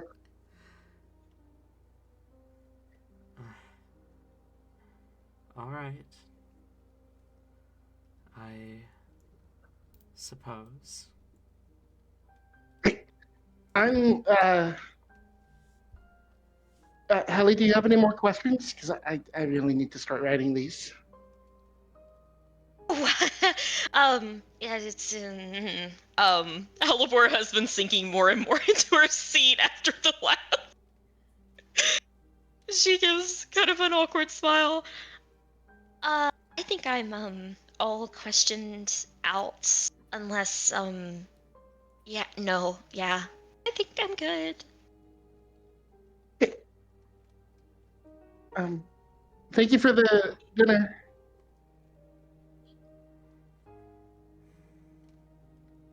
Of course. Have a wonderful rest of your day. How long are you planning to stay? We haven't really had anywhere super safe to be able to stay and plan for a bit. So I figured we'd stay for at least a couple of days. If we get back to the material, like, a lot of things are happening there. But here, we can plot out something. She nods. You do not leave these halls. Ellie nods. Nor do your friends. Oh, of course not. The moment any of you set foot outside of the walls, and this specifically, she's looking at each of the mortals at the table. My people are authorized to end your lives. Even if you're in the presence of my daughter. Duly noted. course. What fun. So long as Helleborg will stand and give like her most respectful bow. Thank you for the food, by the way. Of course. So long as the palace security is not threatened, you are welcome to stay as long as you would like. But if there is any sign of either the Abyss or Kiana's forces within these walls, we are sending all of you back to the material. As Taori's gaze flits to Vempher. All of you. Ooh.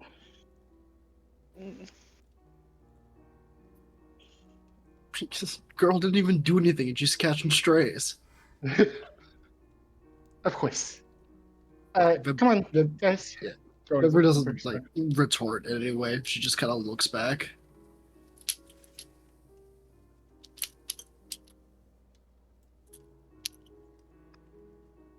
If no one else has anything else, I suppose I will lead everyone back to my room, which I guess is kind of just our hangout place here.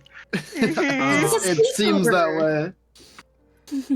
As you guys begin to get up to leave, Taori kind of speaks up. Vempher, could you stay a moment? Of course. And she'll keep still.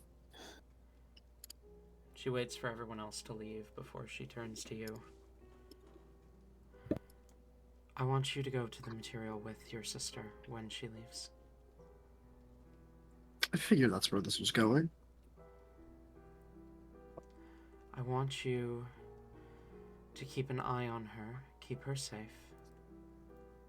and keep yourself safe as well. I know I have been less of a mother and more of a leader to you, and I intend that dynamic to remain. However, it does not change the fact that you are important. And with recent developments, namely a particular warlock, I have realized just how much me and Lucifer are in danger. And should we die, in fact, should Lucifer die for any reason, with or without me falling with him, I want you to serve as the 9th General. I was gonna glance over at Lucifer. I don't intend to die, but I've trained you well. And you think the response from the people will be positive to this potential? To this hypothetical, regardless if it happens or not? I'm sorry. Who are you talking to again? The fallen angel who stormed her way into the palace of the 9th and claimed it violently for herself? To the people, you are far more deserving of a position of power than I am. Fair enough. At least you were born here. You made your point, and I don't intend to disobey in any way, shape, or form. She nods. And I don't believe it needs to be said, but should I perish, Heli is to take my place. Alicia is to rule as the Lady of the 9th and Princess of Hell. Don't sound too eager now. Just like Lucifer, I don't intend to die. But in war, especially with such a formidable foe, it is important to have contingencies. Of course.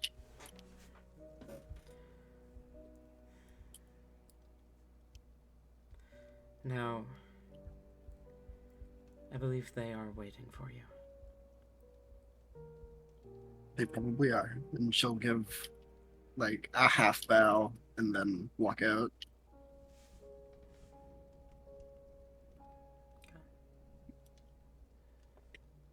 Do we want to call break there? No, we never call break ever. Damn, okay. I mean, that is an option. Yeah, break. That's an option?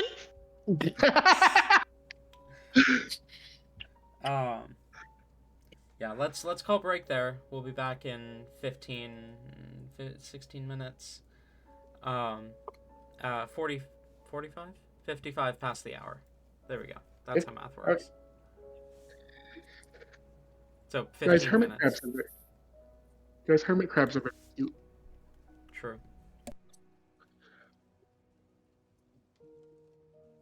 Corey gave me an early Valentine's Day gift as well, and it's a little white hermit crab, but it's so adorable.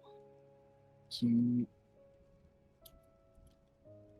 Have I eaten today?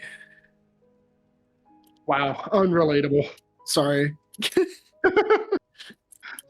Anyway, I'll be back. Okay. Wait, are we on fucking break right now? Yes. Yeah. Yeah. We yeah, just went to Welcome break. back. Welcome back, Super Anna. tired. We're on break now. Awesome. I should have just waited, a few extra minutes. Yeah. Same thing, Bina? The same thing happened to you, Ish? Back in No, I was back already. Back in 15 Okay. minutes, 55 past the hour. Yeah, no, I was back already. But I didn't. Yeah. I'm here. I'm trying to draw mist, and it sucks because I don't know how. And I cannot figure it out. Wait, trying to draw who?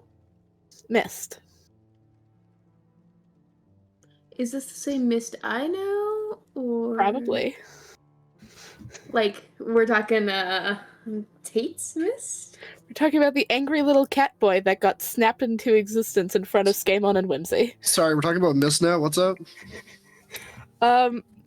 You know what I started last week because I decided that I wanted to?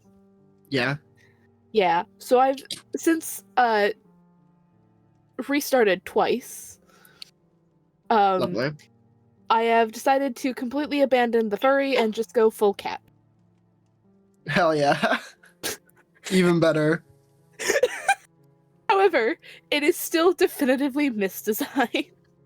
So I'm trying to figure out how to do that. And how the fuck am I supposed to put clothes on a cat? Basically. So we're figuring it out. You got those. Also, he sucks to draw poorly. I should say he sucks to draw poorly because it's really hard to draw him badly. I believe in you. So I've decided to go not bad and instead cat. Yeah. Because this was the next logical decision in my head was Of course.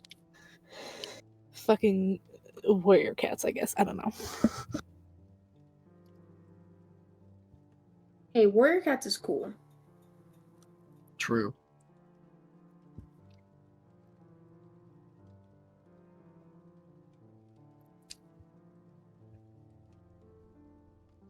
Whoops. I did not mean to say Warrior Cats is cool out loud like that. I registered what I said afterwards. I'm like, oh fuck. Furry, They know. furry, They know. furry, Fuck. furry, They can't know. furry, furry. Look, Tate. It's still secret, okay? Is it? Come on, I don't. You've got no proof. Furry. Do we need it? Yes. Yes, you do. Are you sure?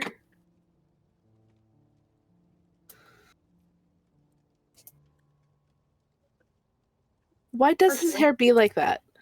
Goddamn. Ugh.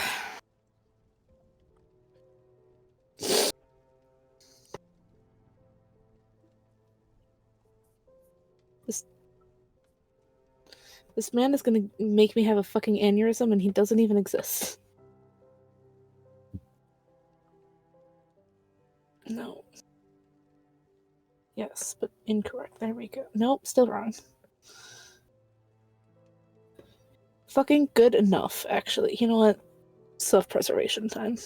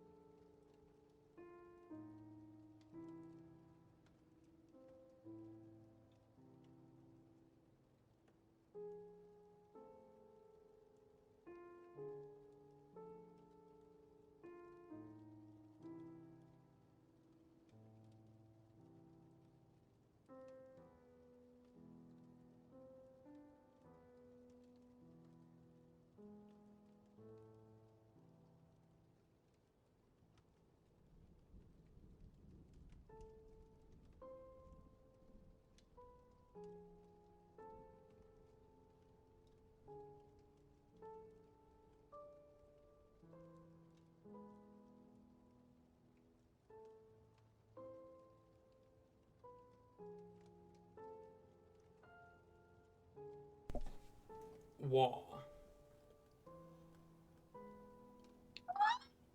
Now y'all calm down.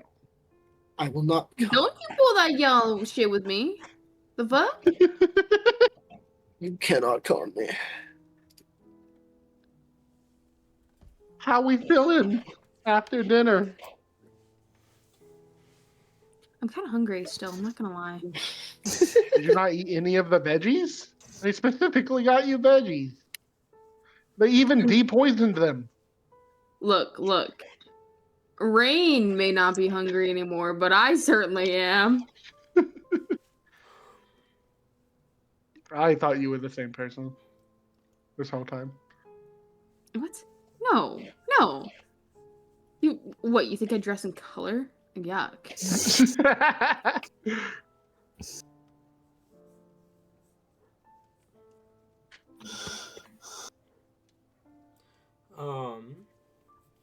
Are we all back? No. Yeah. No, never. We're never back. Guess who's back? Back again. Back again. Alrighty. You guys make your way,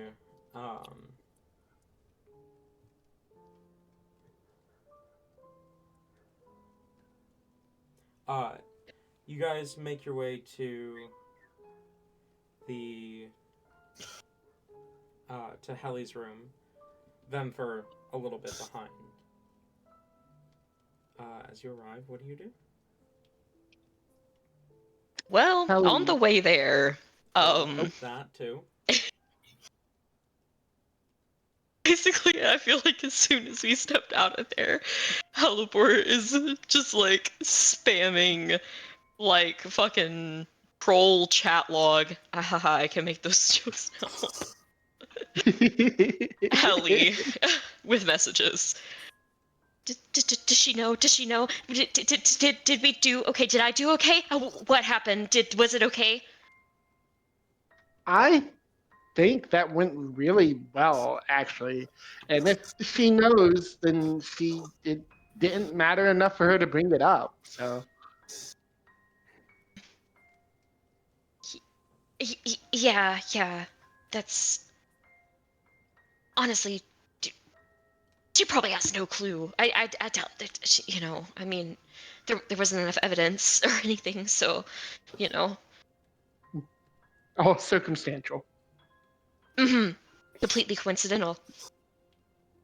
Helly, I do have a question. All this talk of like deals and stuff has kind of made me think about it. Theoretically, if someone makes like a deal with someone who's not like, a devil or whatever, does it still like hold power and stuff? Like if you go back on it or you don't do it or it's not like fulfilled, does that do anything? I mean, no, mortal deals don't usually mean anything. People break deals all the time. If there wasn't any magic in it, then nothing should happen. What if there's like maybe magic in it? Uh, and I guess it depends on the deal. Most would default to you die if you break it.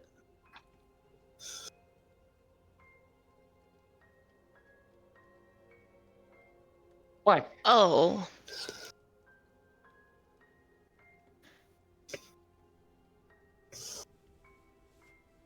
Oliver is holding Helly's hand as always, but it like loosens a little bit with a little bit of defeat. Why? Well, I mean, like if I did make one that was magical, then it's fine. I just had to uphold it. Did you? Maybe. I mean, I don't know if it was magical. I mean, I don't know if it looked like kind of magical. Maybe it was just an extra effect. With who and what? What was the deal? It's not even anything big. It's just it's. I mean, it was just like.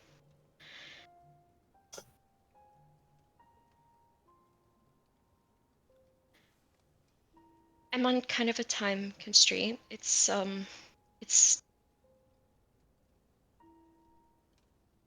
have What's the 11 deal? months. I have to have Dad back in 11 months.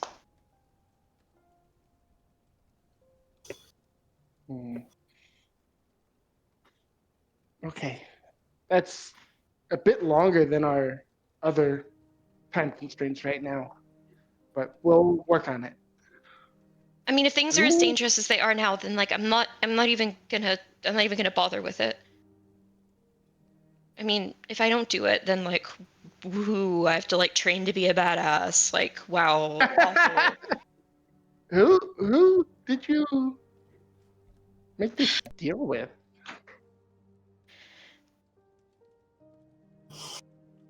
She kind of looks over to Vimper a little bit. Would Helly have transitioned this to be verbal at any point whenever she was like, who? Or would she keep up the Probably, yeah. message? Okay. If there was a lapse in where Halibor didn't do message, because Helly can't cast it. So if there was a lapse, Helly would have just talked. That's fair. She kind of just like glances back, like Vimper's a little bit behind, but where she would be. It's like, I don't know. Like I have like a brother and he's a skeleton or something, but like not even like one of the bad skeletons. But like we met him and like he doesn't like Dad and he was like, oh, he won't be back in a year. But I mean, it's whatever. It's not even like that big of a deal or anything. I mean, it was literally like, oh, he'll be back or I'll train you to be cool. So like whatever. I mean, honestly, like If that's the contract, then you won't die. It sounds I like mean, you already have the fail plan. mhm. It's less of a deal and more of a bet, which I mean, is a type of deal.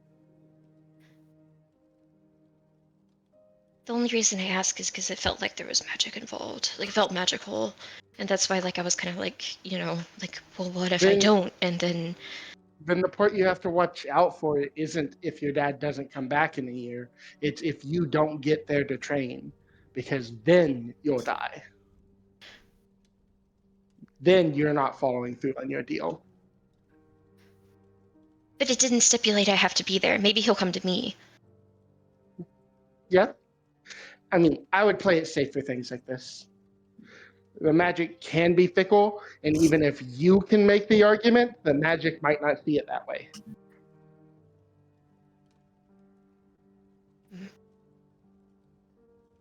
Okay.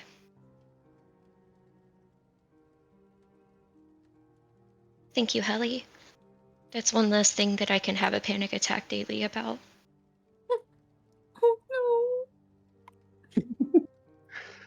I've got to meet your skeleton brother now.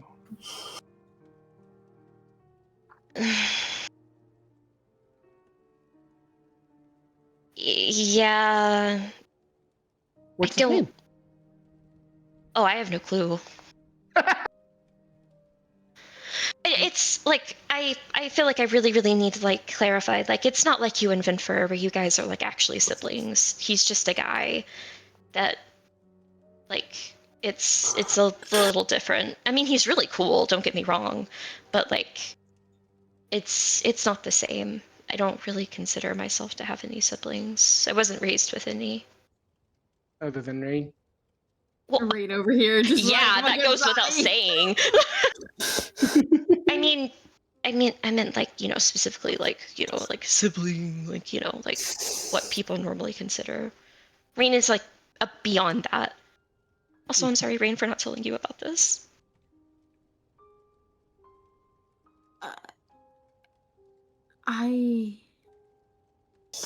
It's okay. We will figure it out.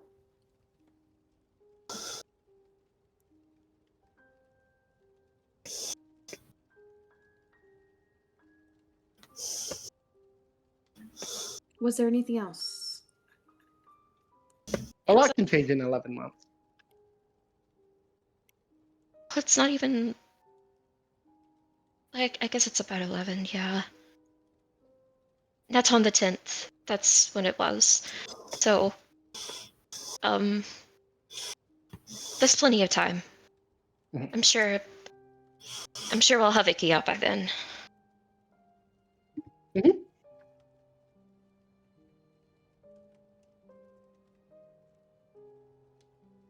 And I mean, if I don't, then, whatever. Like, he shows up and we have, like, a super cool, badass, person who happens to have no skin.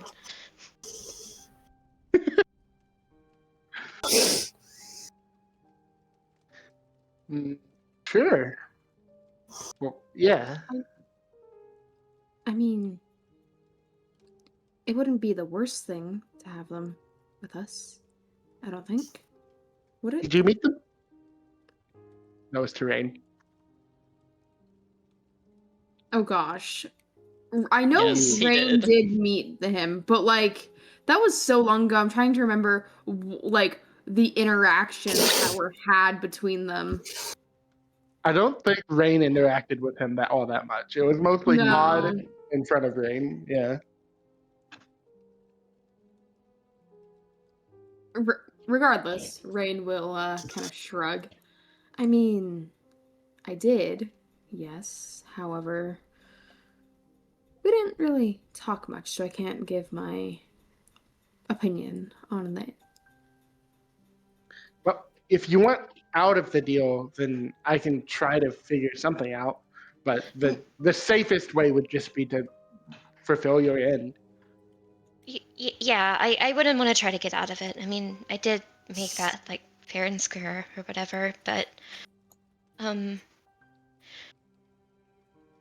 guess that's good for you to know, Rain.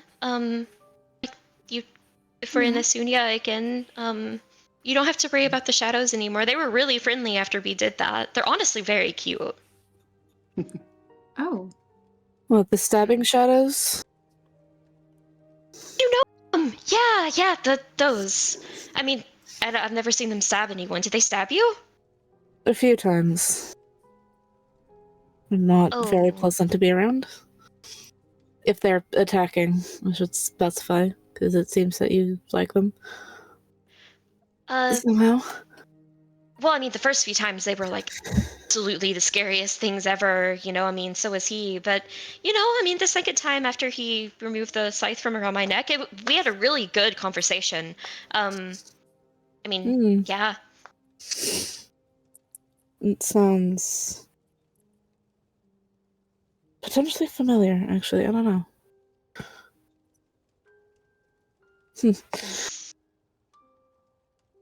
Oh, I've not put a scythe around your neck, have I? No. Not you. No one has, I don't think.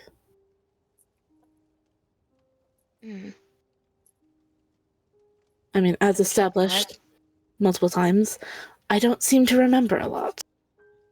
True, It true. makes sense that it has. But Alzheimer's having eyes. haha. I mean, I'm sure not, because you probably be dead, except that you have died. So honestly, maybe. I am very dead, technically. So, though I did not die by scythe. So, Yeah, Div, what is going on with that exactly? Have you been remembering anything?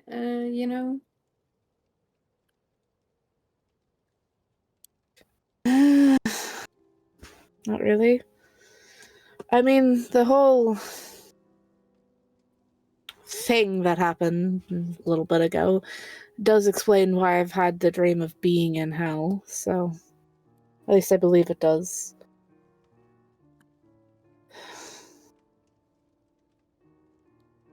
Past that, not much.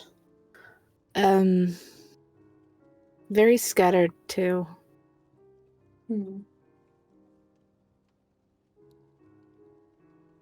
It's strange. I remembered Lucifer as a vampire before I remembered him as a general. I don't know what's going on. I don't mean, know. you were alive during that time period, right? I mean, he used to be a general, to my knowledge. Well, yes. Exactly. So why did I remember him as the vampire before? Oh. Yeah, you're right. That doesn't. Well, you're like a bunch of people, right? Maybe one of them is, I mean, you know. Lucifer the vampire and Lucifer, my Lucifer, are both different people. You may just have happened to meet both of them. Well, I'm referring to the mortal vampire Lucifer right now. I don't care too much about the winged fuck. No offense.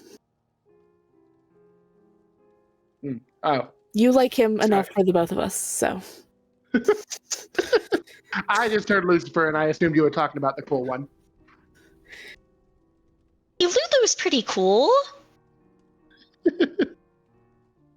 Well, he's not very warm. He is a vampire. That is true. That is true. Honestly, Helly, I had no idea that your Lucifer was that freaking interesting. Like, why did you not tell me his favorite animal was wolves? I wouldn't have been nearly as, like, wary. I didn't know. That's the mark of a good person. You've never asked? I mean, we don't have a lot of animals in hell, so I guess it's not as common here.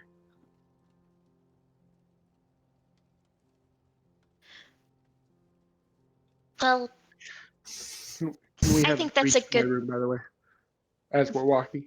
Go on, sorry. I think that's a good piece of, like, in general, you can tell a lot about someone based on, like, what their favorite animal is. Like, if they say wolf, then, like, you should trust them no matter what, always, ever. What about cat? Oh, that one's kind of difficult. I mean, cats are respectable, of course, but cats are a lot more. They can be catty. This is when we need like one of the horrible, like one of Hellebore's BVG characters to like wolves. Like, wolves are always, like, straightforward. Like, they'll tell you always exactly what it is that they're thinking of at any given time. But cats, they can be just a little bit shiftier. I mean, if you offer them fish, then they'll do, like, literally anything ever for you, but there's a little bit more of a workaround. Someone might say that they like cats just because they're a little distant. The wolves, there's nothing about them that could ever even be construed as bad. Well, to relate it back to like the context, like I was trying to tell mother and mom, with the wolves, they're gonna be loyal to who they're gonna be loyal to. And if they're not loyal to me, then there's no way I can make use of them. But to the cats, as long as I have fish, they're loyal to me. So I just need to make sure I have fish. So true! That's a great way to put it. I will say though that I'm loyal to you even if you don't have fish.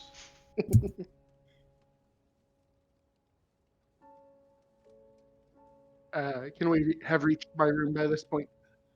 For sure. Helly will pull out 5 scrolls that she has and start writing on one of them, trying to work out the wording of her contract. And I think at some point in this process, she would call Nyx and Rain over to take a look. It'd be like, now I'm not saying you have to agree to it right now, but would you agree to this wording? And I don't have the wording, and Helly would be much better at wording things than I would. But you've heard me explain the contract a billion times at this point. Explain it again, I don't know. I Tabby. think I'm gonna need to hear it I again need just to be sure. yeah. For the record, for the stream, please explain the contract again for me, okay? The part that Helly would be pointing out is that she can summon you, but she cannot force you to do anything.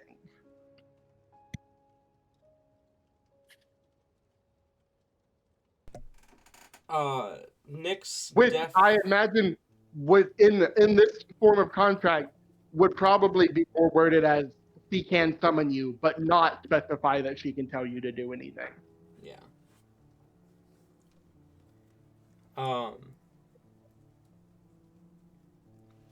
Nyx definitely looks wary at that.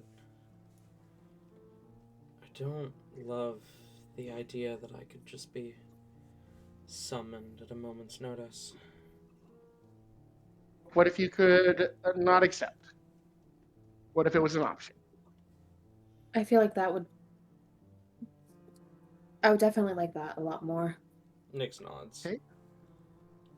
I will edit the words to be a optional summons. And this part, it's not that I don't trust you two, which I don't, but I need some insurances on my end.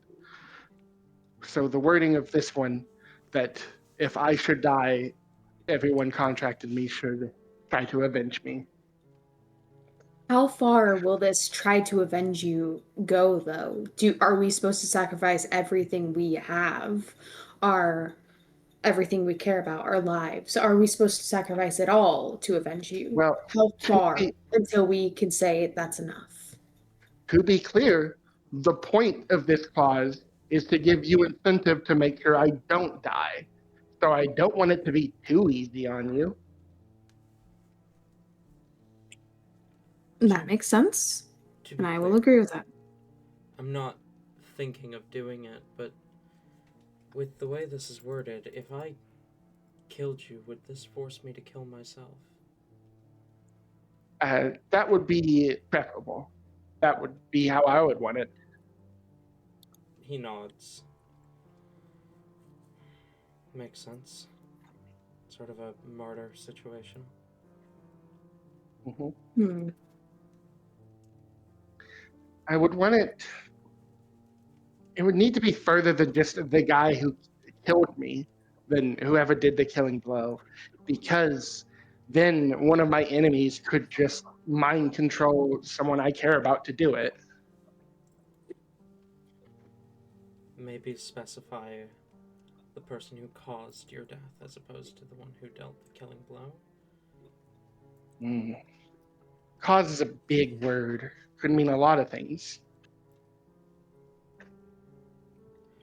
A lot of things could cause my death. Whose actions directly and intentionally ended your life?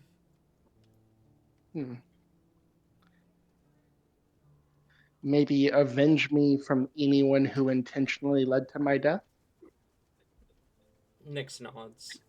You'll have to run it through an actual devil, or we've got some contractors on the material who are starting to get to a similar level, but you'll probably want to run it by Lucifer, not some lawyer. I would definitely say it's smarter to run this through a few people. Mm-hmm.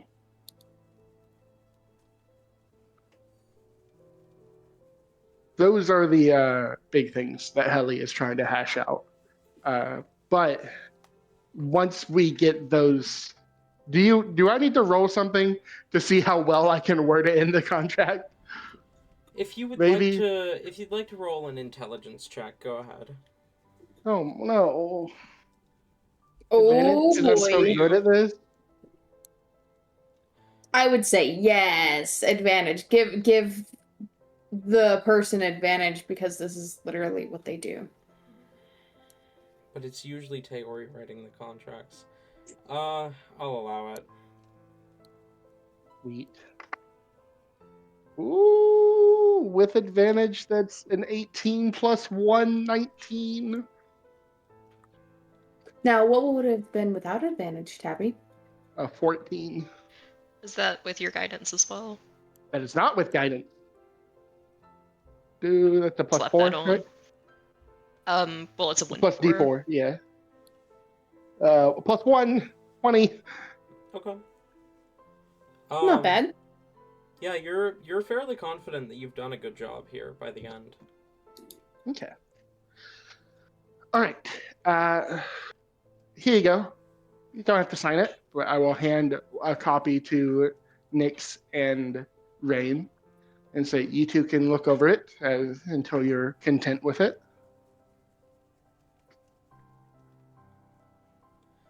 Nyx will take it, but he doesn't sign anything. Mm-hmm. Right. This is when Rain throws you all for a loop and immediately signs it without reading it over. That would piss people off. Helly gets up and says, looks to Vimper and says, "Don't let them touch my things."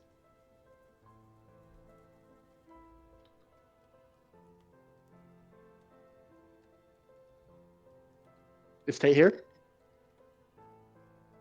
Vemper? I was muted. Sorry, what's up? Helly tells Vimper not to let them touch her things.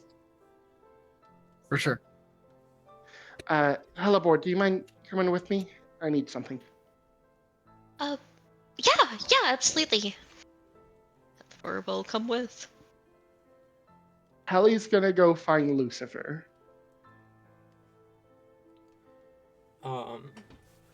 Okay. You... Now, I do believe Lucifer could be mostly keeping an eye on Nightbloom, right? Mm-hmm. You do find him down in the dungeons, kind of sat across from the cage where Nightbloom is currently being held. Sweet. I will get there and I will hand one of the contracts to Lucifer and say, "Can you look over this and make sure it does what I want it to do?"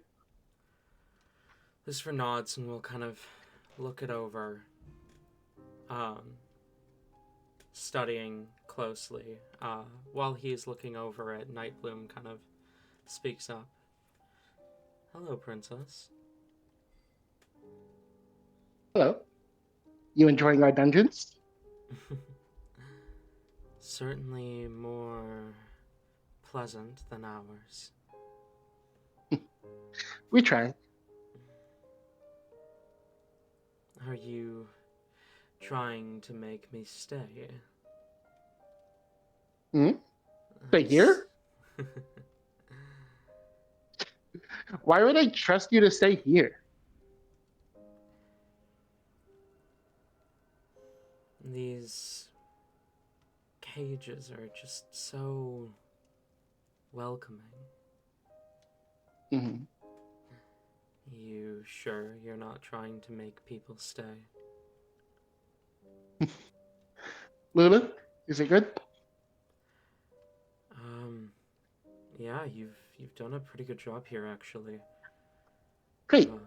Um, Hallie will take the paper from Lucifer, and she will pull out a pen, and then turn to Nightbloom and say, "Hellebore, make him sign this." Whoa, wait, what? what? Just tell him to do it. My prince.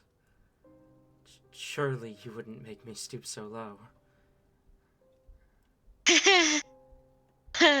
uh, Alicia, what are you doing? Trust me, Ellie, is this it? Wait, is this Hallie. the same thing Trust me. as Rain's? It's the exact thing.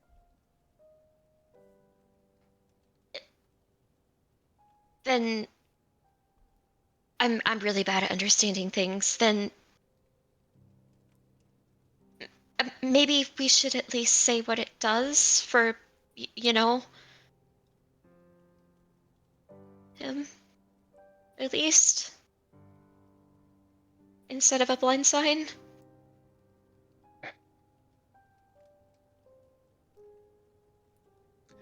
Nightbloom, this doesn't force you to follow my orders in any way. I can try to summon you, but you're free to reject it. And it gives you part of my power. Can I maybe roll persuasion or deception for leaving out a pretty big part of it? Yeah, that would definitely be deception.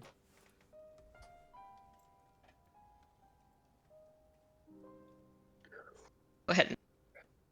Guidance as well? Okay. Yeah. Well, that's a +4. That would be a total of 30.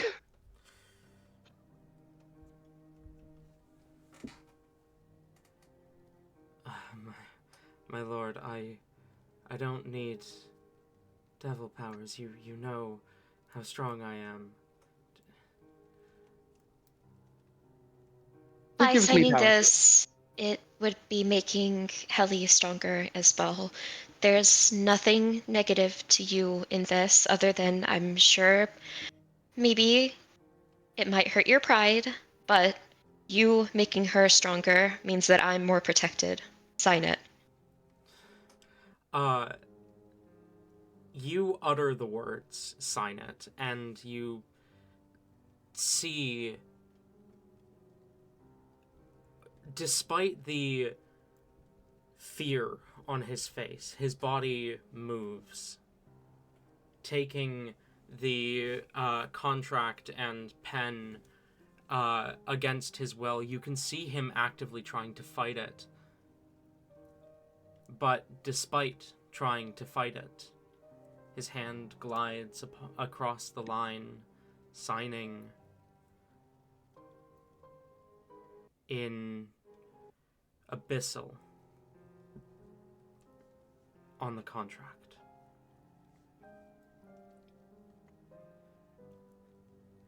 Great. When he's finished signing, Hallie will pull it away and look it over and make sure the signature is legit. It looks to be. Great. So this means, and she looks to Halibor, either Icarus is serious that he doesn't intend to kill me, or he has no problem killing Nightbloom too. I suppose. Wilbur looks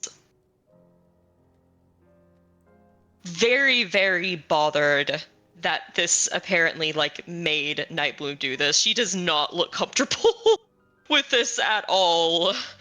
A tad bit scared. It just well, she's trying her best. She'll nod. I guess that's a deduction, yeah. Lulu? That seem about right to you? It does, though it doesn't make me feel any better about it. Well, this is a war of information.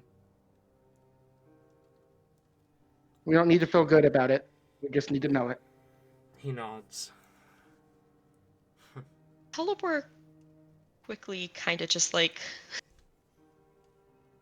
I think like this has been kind of an idea in the far back recesses of her mind for kind of like a little bit now, that this really seemed like the time that she might be able to do it, as she kind of looks around at the dungeon. She just looks at Helly, like, not her normal, like, eye contact, but, like, her eyes, like, bore into Helly's with purpose. You know, I'm really, really glad that, you know, the Hells are very, very different than what I'm used to, of course, but it's nice at least that I can still use my magic and do things. Just being down here, it kind of reminds me of the prison. It was awful. I didn't have a connection to anything.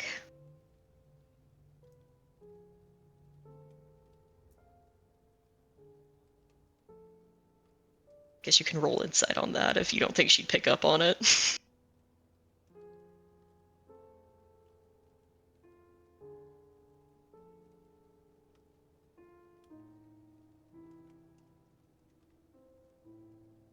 Oh no. Tabby?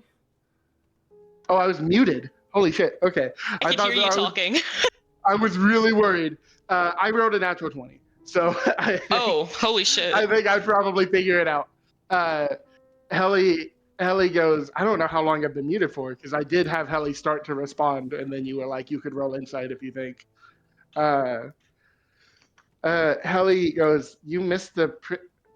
Oh, yeah, I guess that it wasn't that bad there. Anyway, we should get back to the others. Come on. Before you go, And, Halibor. Oh, you probably want me to thank you. Thank you. Thank you a lot. Thank you for covering me. Thank you. I'm not doing it for you. I'm doing it for her. thank you. have known you vicariously through Mephistopheles longer than they have. I have received the reports firsthand of how you have saved her life.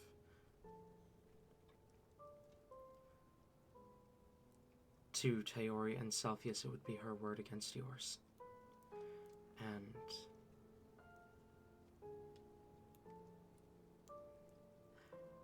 they have very strong opinions about your father. Especially Taori, who feels he betrayed her.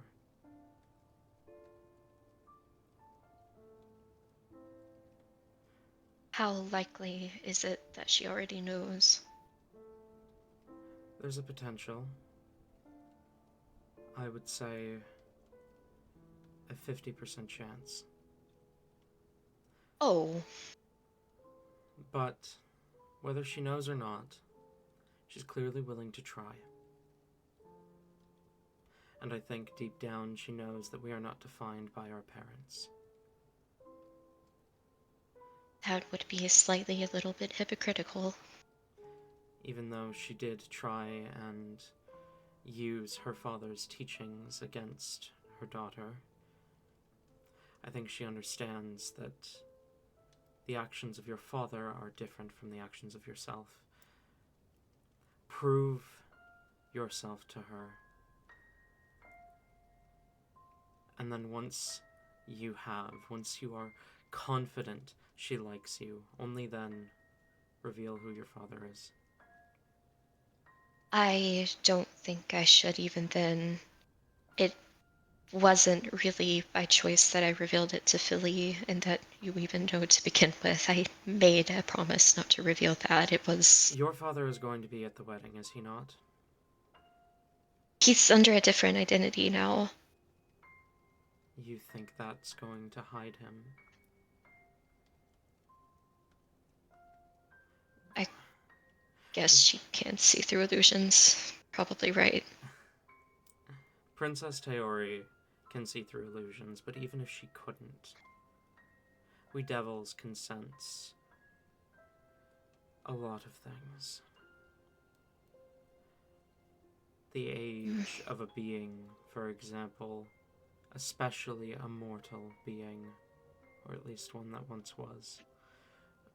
It's not a precise sense, but I can tell you've been around for about a century, even if Mephistopheles hadn't told me that. I'm not quite that old. I'm only 90. I said about. The point is, if Taori met him face to face, she would recognize him in a heartbeat. Better not to surprise her with it on the day of the wedding. Fair. That's fair. But also, she will hold preconceived notions whether she wants to or not, based on who your father is, if she doesn't know you first.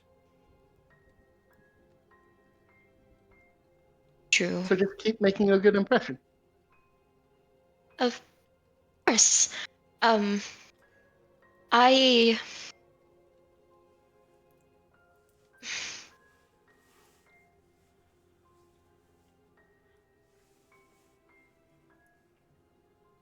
Oh god. How stupid do I want her to be?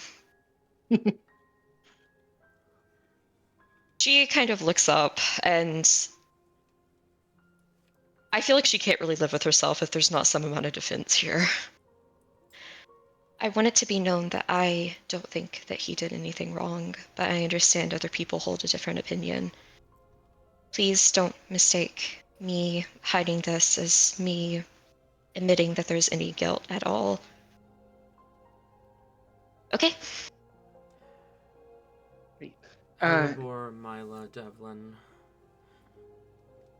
there is no reason for you to be ashamed of your heritage. I do not try and hide that I once served Kiana, even now with her warring against us, with accusations of treachery being thrown my way.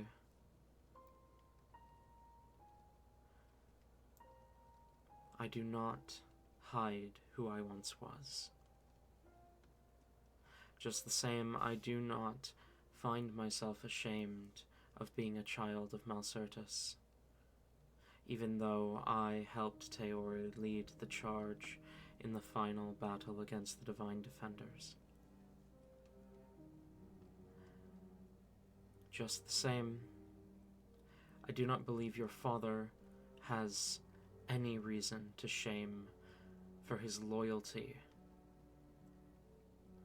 Treachery is one of the 9 great sins, and ultimately a sin he never committed. He swore his loyalty to people whom he thought were both on the same side, and when it was revealed they weren't, he had no choice but to choose. Being forced to choose is not the same as treachery. Taori believes he chose wrong, and while history may prove that she's correct, I believe at the time he made what could only be described as the correct decision. To later go back on that decision would be treachery. Something he never did. Even in the face of the end of everything he fought to protect, he died for the cause. That is admirable, and deserving in of itself of the realm of Herosis.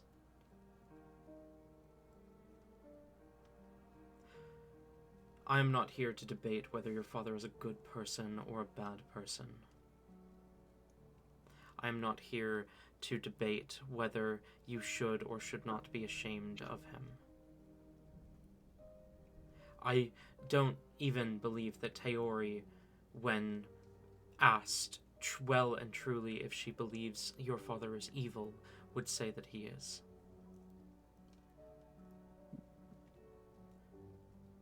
It is simply that your father and her fought on two sides, opposite sides, of the biggest war either of them have ever fought. And both of them lost so many people because of the sides they chose.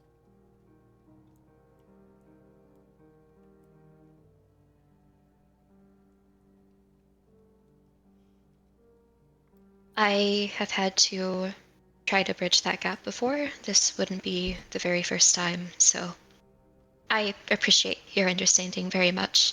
If anything, then this should show well for my loyalty. That's like the number one thing I pride myself on, so, I appreciate it. Thank you very much. She'll give her most gentlemanly bow. Now go, daughter of death. You should call me that, not more. Never mind. Forget I said that. Perhaps in private. Oh yes, in private. In private, that would be amazing. As Helibor walks out, Heli will quickly turn to Lucifer, where Helibor cannot hear, and say, "Do we have any form of anti-magic here? Anything that can cut connection?" We have... Since you left, we have worked incredibly hard to ensure that the palace cannot be accessed in the same way it was at the end of the last Blood War. Within these walls, there are sigils spreading a anti-divination and anti-teleportation zone. It's not anti-magic. Heli shakes her head. It's not enough. We know she can talk to Icarus here, but in the prison she couldn't. In the prison he couldn't see what she was doing. Interesting. Or at least that's what he says.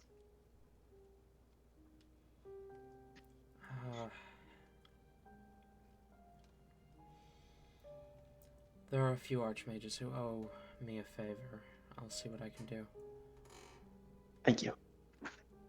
And then I will try to quickly move on to Helibor so she doesn't know what I was doing. Helibor would have caught on to that, but like the Daughter of Death comment has her like she's doing like she basically will face plant into a wall. She's in like her own head, like oh!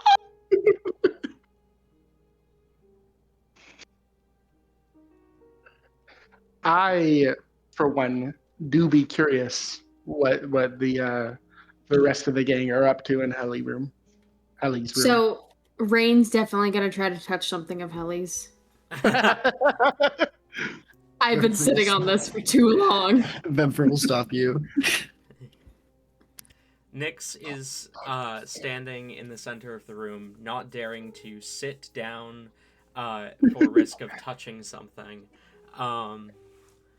And just kind of taking in the sights, quite literally. Taking the time to just kind of like look over Vemfer, get a sense of what Vemfer looks like, look over Div, get a sense of what Div looks like, look over the room, get a sense of what everything in here looks like. All without moving, because he doesn't want to touch anything. He's scared of the woman with the big axe. You're not fair, and Already She doesn't have the axe. Right. She doesn't have the axe out now. Yeah, she doesn't have it out now, but she still has the axe. That he doesn't know that. Maybe she Okay. left it. Then he's scared of the big buff dragon woman. This is fair. this is a very fair thing to be afraid of. Who again has already kicked his ass one time. Exactly. Yeah, but now he can see her. Now she now he can see her kick his ass. Exactly.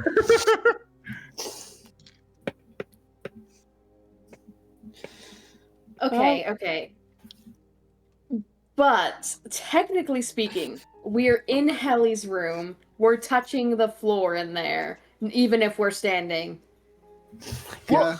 I will Vemper has note you all that- strung up. I will note the devils, not Fae. They don't have to be exactly literal. Like there is some interpretation to be It's had. more funny. And Rain wants Rain And also Rain wants to cause is problems. trying to, yeah. Exactly. You get There it. are chairs next to you. We're allowed to sit. Didn't she say not to touch anything? We are to the Feywild. This is hell. You were allowed to do what you fear would be reasonable for comfort. You don't need to stand like a mannequin. It's terrifying. Uh, I don't think you've moved for like 3 minutes. okay. He'll find a chair and sit down. Just don't go rummaging through things. All right. Don't go rummaging through things. Got Rain, it. You Rain is taking over a chair. Vemper is like picking Rain up and putting him in the middle of the room. You, on the other hand, get to stand in the middle of the room.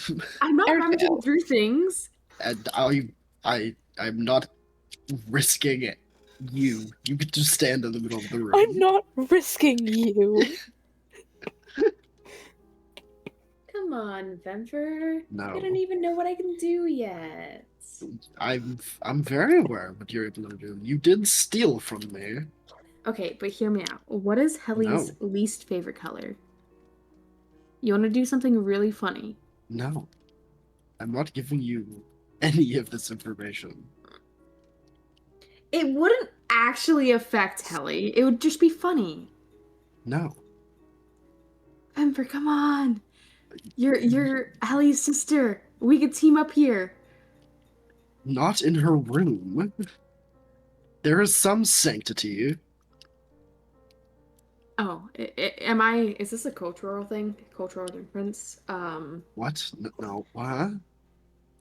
Are rooms like sacred for devils? No, I just have standards. Hmm.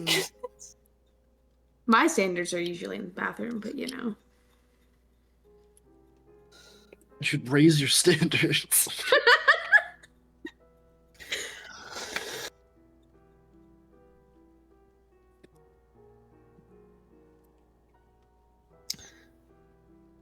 Well, this has been entertaining. Rain, you might want to stop before you are down here permanently.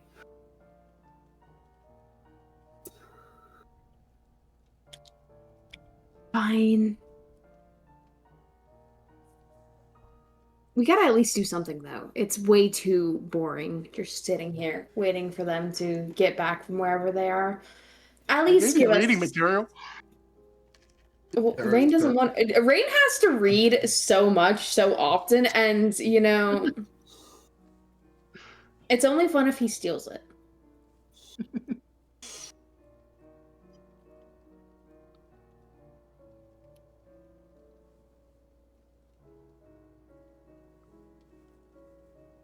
Vemper just continues keeping an eye on Rain. Vemper, Yes. surely you have stories. What was Little Helly like? Oh god. Take what she is now and just have her be more entitled. Crank that up to 11. It's pretty Ew. close. How'd you survive? I made her cry a lot, which was fun to do. Okay, I'm listening. How often were you in trouble for that? Frequently. How much older are you than Helly? Oh, I'm the younger sister. Are you the younger sister? Yes. Okay. I thought you're the younger. No, I'm the younger sister. How are you, You the don't younger have to. sibling? How are you the younger sister? You're more. I would much rather trust you than Helly. What? You seem much more responsible than Helly. I How agree. does this I work? typically am. Helly was raised by two hotheads, one with a very short temper, whereas I was raised by a mortal who chose discipline and then the same short-tempered imp. We just had different mixes of the two. Huh. She's also born princess, whereas I was not.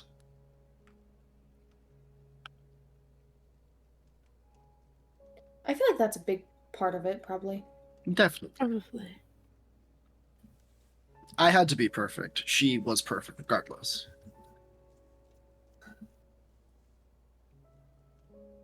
That was a lot. I apologize. Oh no, this is entertaining. I could feel Are we my sure they're bones. It not was lying fucking to you? nauseating. Like, are we sure they're not lying to you and you're actually the older one? Because what the fuck do you mean she's older than you? I mean, considering Now that would be a twist. we aren't twins.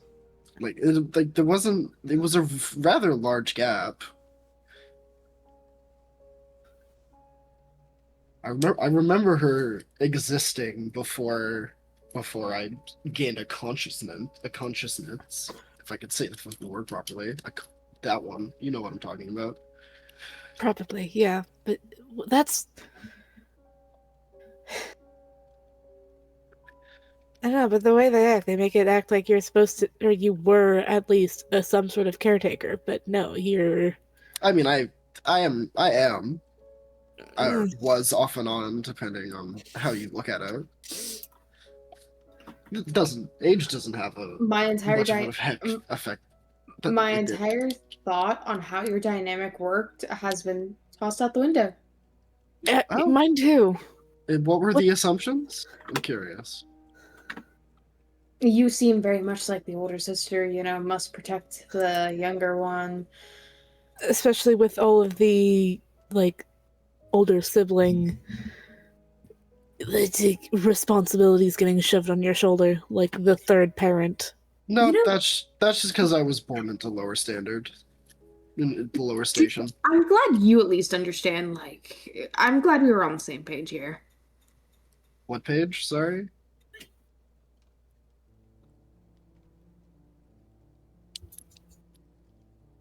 Just responsibility levels, really. What does this have to do with pages? I don't know. What? Now, okay, you certainly you have to have some sort of information on what Helly does not like. Nix, what does that mean? He started talking about pages. I'm gonna let you figure that out on your own. No, please don't. What does that mean? Old man. It means he's reading a playbook. Nix? Damn. Let him figure it out. And he's talking to his imaginary friend that they're on the same page.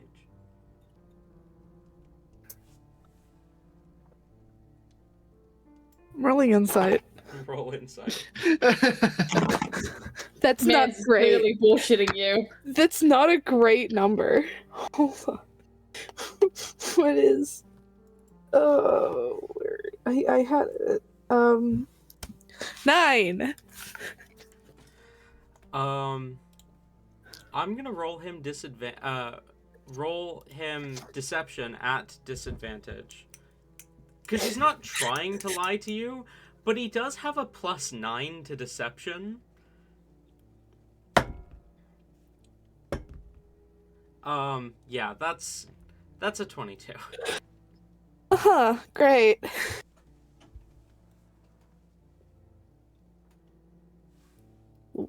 What?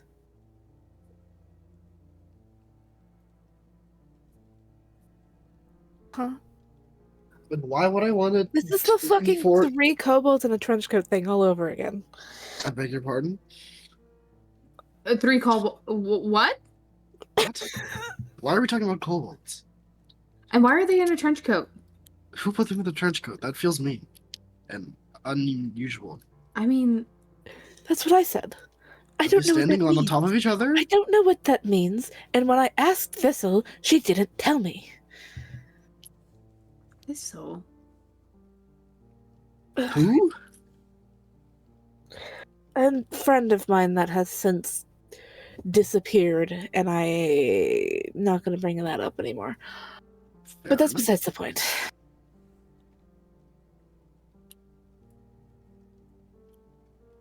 I should go look for her. Yeah, I don't think I did. Right, all you tend to do with Helly is aggravate her without cause. Why would I tell you? Why would I actively give you information on something she dislikes? Well, so that he can antagonize her with things she would doesn't it not be Exactly. amusing? Is that not something you find amusement in? Yes, because she's my sister.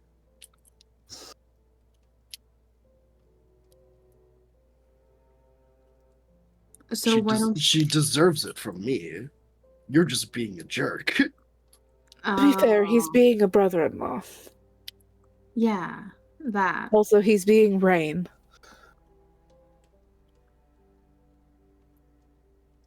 I don't see no paper. Therefore, it's not official yet.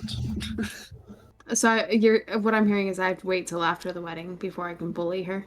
Precisely. All right, all right. I can definitely try to do that.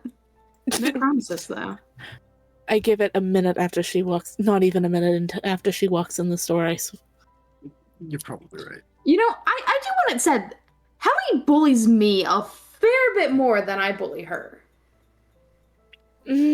This is I won't argue against that. However, giving you more ammunition isn't going to help.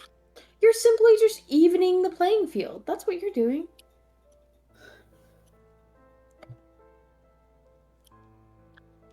Please stop having valid arguments. I don't have anything to bullshit out of my ass for something Helly doesn't like. I mean, to be fair, Rain, I do know something that Helly doesn't like. There is something that is kind of very clear that Helly doesn't really like. What? You. Ah, clever. Ah, mean, but true.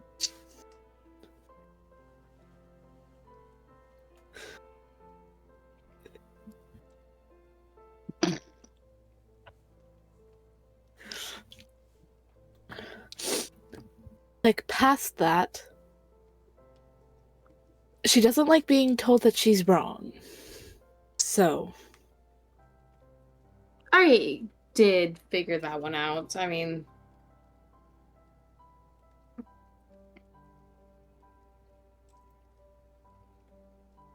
Yeah, that's fair. It is quite obvious. She's. but like, okay, so it can't be anything like truly cruel. It has to be something, you know, there has to be a line drawn. Annoyance, but not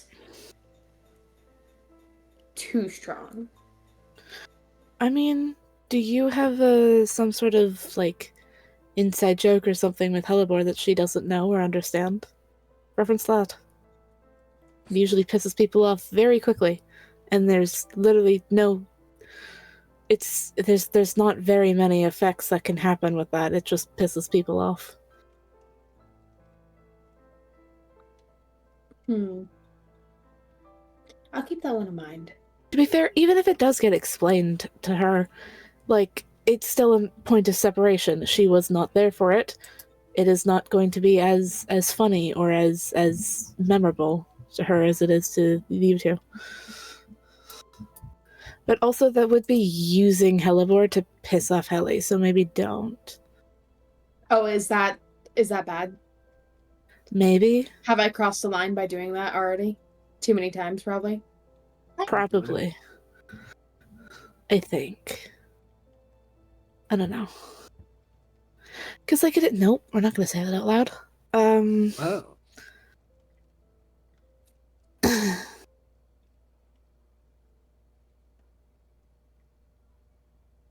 I don't know. She seems very easy to piss off if you just kind of don't. Just true. Yeah. Can we be getting back around this point? Sure. Like, yeah, just in any case, she doesn't seem like that. It doesn't seem that hard to piss her off. She walks in the door. Piss who off? Nothing. Don't worry about it, dear sister. Don't worry about it. Everything is fine.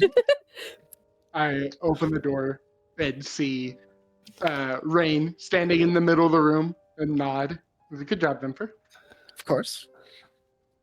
I will say Div is like on the floor, like 2 feet away. So this entire conversation has been looking up to Rain and Vemfer, I love that. and is messing around with all of the like hell steel, whatever it was called, that they've collected, and is trying to figure out like things about it. just kind of examining all of it, sorting it basically. So what the fuck? They've just been sitting on the floor the whole time with their back to the door. I love that. Okay. I've got one contract made. I just need.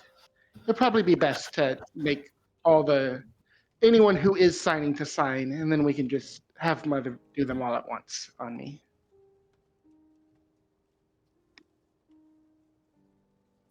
Have you two given any more thought? Nyx and Rain.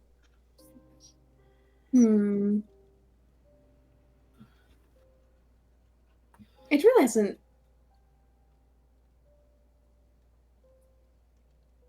Yes, we've given it more thoughts. We're still deciding. Or at least I am.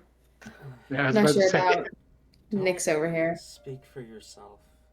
Or don't speak for me. Don't even speak for yourself. I'll do that. Your opinions are mine now. I speak for you. Don't speak for me, Rain. I I am fucking Nyx. took I a drink speak right as Rain. Nick said that.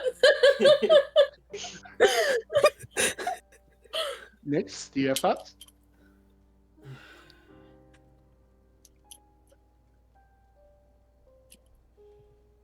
So, if I'm understanding correctly, you get some of my power, store it in your Halo thing, and I can draw from it like any other patron. Mm-hmm. But you can't offer me anything unique, right? I mean, we could try. What are you wanting? What I want is my sanctuary back, but I imagine that's a little out of your scope. I don't know what that means. A permanent place that only I know how to find, and those I guide to it. This is something Zoran offered you? This is what Zoran gave me. It cost a lot. Well, you understand, if you're going to be taking a lot of my power, I will need something in exchange.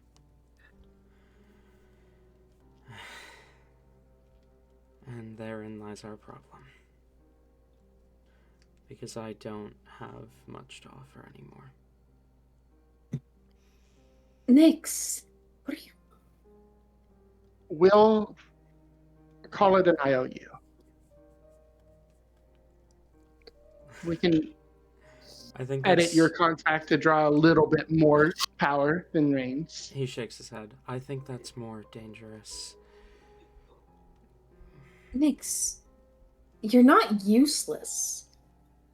I don't know where you got this idea, but stop. Rain. At first, I thought it was because you couldn't see, because, you know, you had no sight. But you have your sight now back, Rain, so... How about Rain, there are still Shadow Walkers alive. Night Walkers alive. And? how about this? And we need our... They need me. Nick?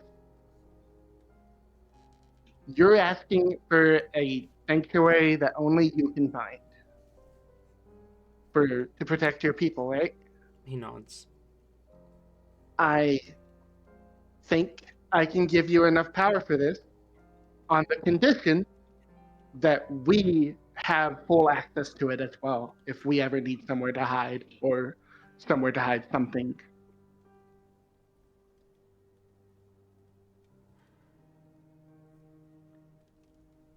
If I can get that in writing, that is the only cost for this, I will sign your contract.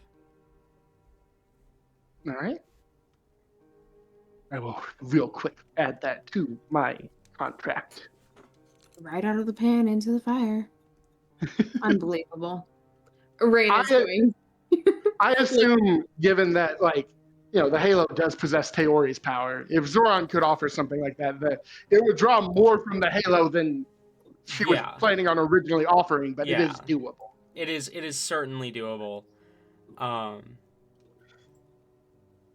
And especially with that stipulation that you and your party members can always access it as well, Teori might be more willing to put a bit extra power into there too. Mm-hmm. For that specifically.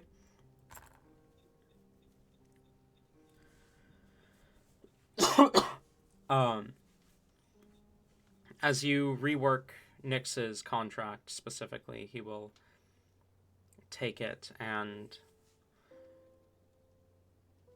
kind of read it over, staring at it. Nyx, are you sure you want to do this?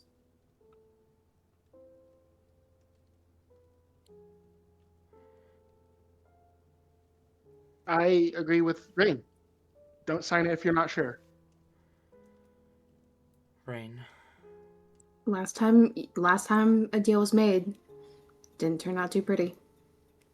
I know.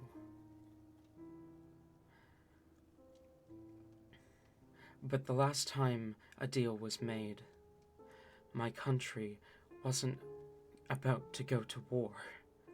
You heard what Lucifer said in there, right? The material plane is on the brink of war.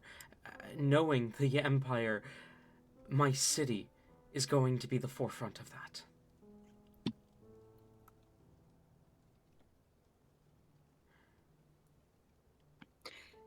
All right.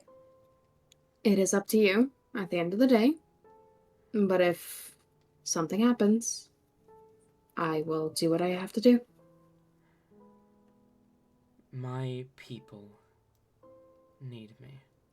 More now than ever, and if I can get the Nightwalkers back on our feet, then I can be of use to you as well. If I have people and resources, if I can re-establish the Nightwalkers, then you will have an information network in the Empire that you can access at any time. Let's do away with our stupid fucking rivalry.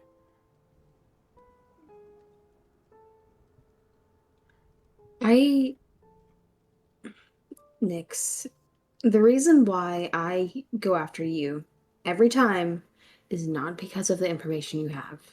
It helps, yes. But that's not the reason. It doesn't matter what the reason is. Look around you. I don't know half the shit you're dealing with. There's talk of war and demons, and you're at the center of all this. We can't be fighting right now, not each other. Let me help you the way I know how. All right. It is your choice. I won't stop you.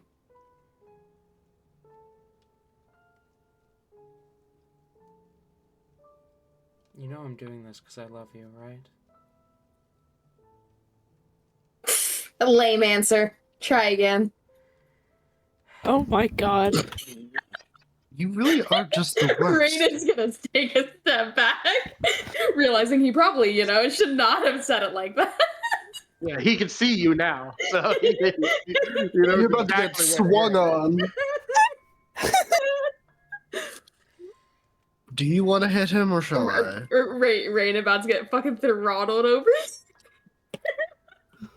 You know, just I'll hold him still because- if you need me to. Just because I love you doesn't mean you're smart. Roll a wisdom save. Oh fuck yeah. Oh, He still knows vicious mockery, motherfucker!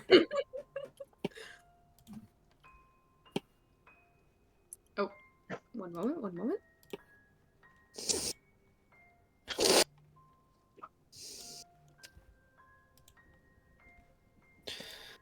I mean that doesn't work. Why does that not work? Fucking fuck. 12 does not succeed. No, it doesn't. That is... Oh, I guess it would be... Because his challenge rating went down when he lost his warlock levels. So it would only be 2. Hang on. I rolled 3 d4s, but it would only be 2, because... Ayla, that honk was one of the best things I've ever heard. You take 5 points of psychic damage. Oh, you little fucker! Rain is taking a step towards Nyx. Maybe let's not hit him again. This is... I'm getting out of the way. I'm not doing this. And Div is gonna move to the edge of the room. Nyx. Rain's gonna color spray Nyx. Color spray? Fuck, okay. He's about to sign the contract. What save is that? Dex? Color spray. I have to roll, actually. Oh, you roll. Against his health. Oh, yeah. right. It's like sleep, but It's like blind. sleep, yeah. Yeah, okay, go ahead, roll. What level? Ooh, okay. So how petty is Rain? How petty is Yes. Rain? Yes. Okay, we'll do it at 4th level. Hell yeah. Like, I have been here the shortest amount of time, and I know that his pettiness is yes.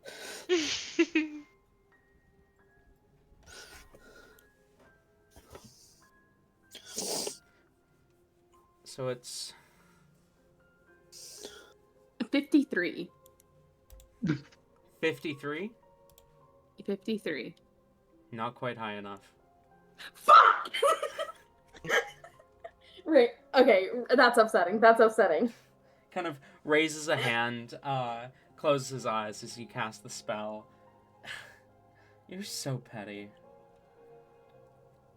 Rain, not in Helly's room. We have a sparring area. Rain's tackling Nyx. Oh, God. Roll. Can Helly see this coming and pull the contract away from Nyx so that it doesn't get ripped in this kerfuffle? Sure. Roll athletics, Rain. Oh no, there's a reason why Rain has bad athletics, guys. Oh, hello? Whoa. Natural 20 for 19? I swear, the dice have something against me. 19 you said? Mm-hmm. Oh my god. That's a 13. As you tackle Nyx to the ground, Helly, roll sleight of hand, I guess, to pull the contract away in time.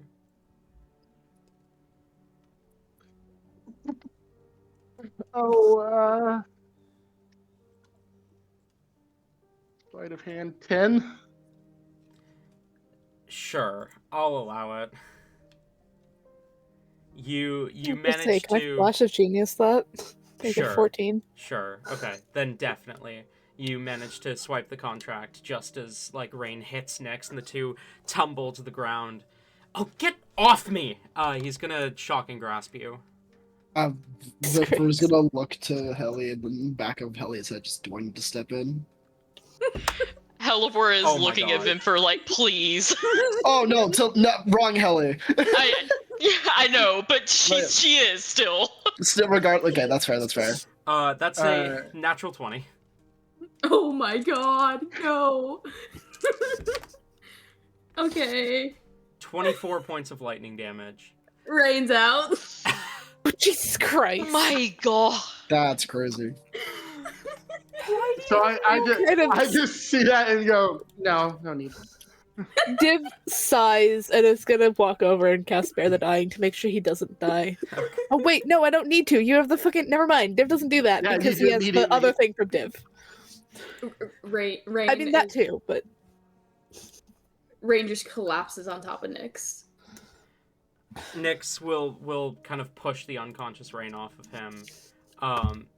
Hands still like pressed against Rain's chest will cast Cure Wounds. You heal 7 hit points. Because you auto-stabilize, you just automatically got set to 0, so you're up at 7.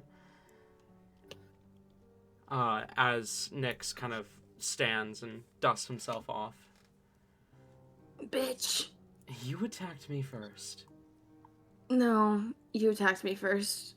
I very clearly remember it. I don't know, ask them. It's my word against yours. Clearly saw you jump me. We saw it. I mean that Didn't say anything. depends. That depends. Who do I like more today? Come on, Div. We're buddies. Are Believe we? you, Rain. I don't know why, but I just like imagined. I believe you rated like in the. It's like the like looking down at Hellbore. Hellbore's got like the big head, like looking up. Hallie is ignoring Rain's antics for now and just offers the contract out to Nyx again. Nyx will grab it and quickly sign the name Nyx Divas and then hand it back to you.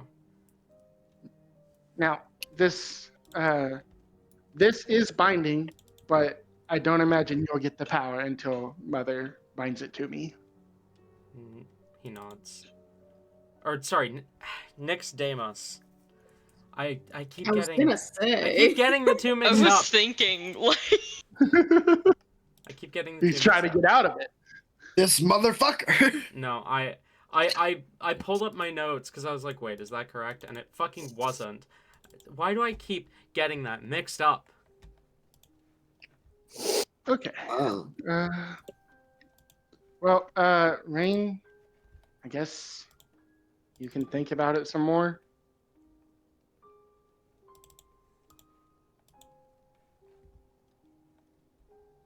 Maybe when I'm not half out of it. You'd Okay, probably be Connor. more.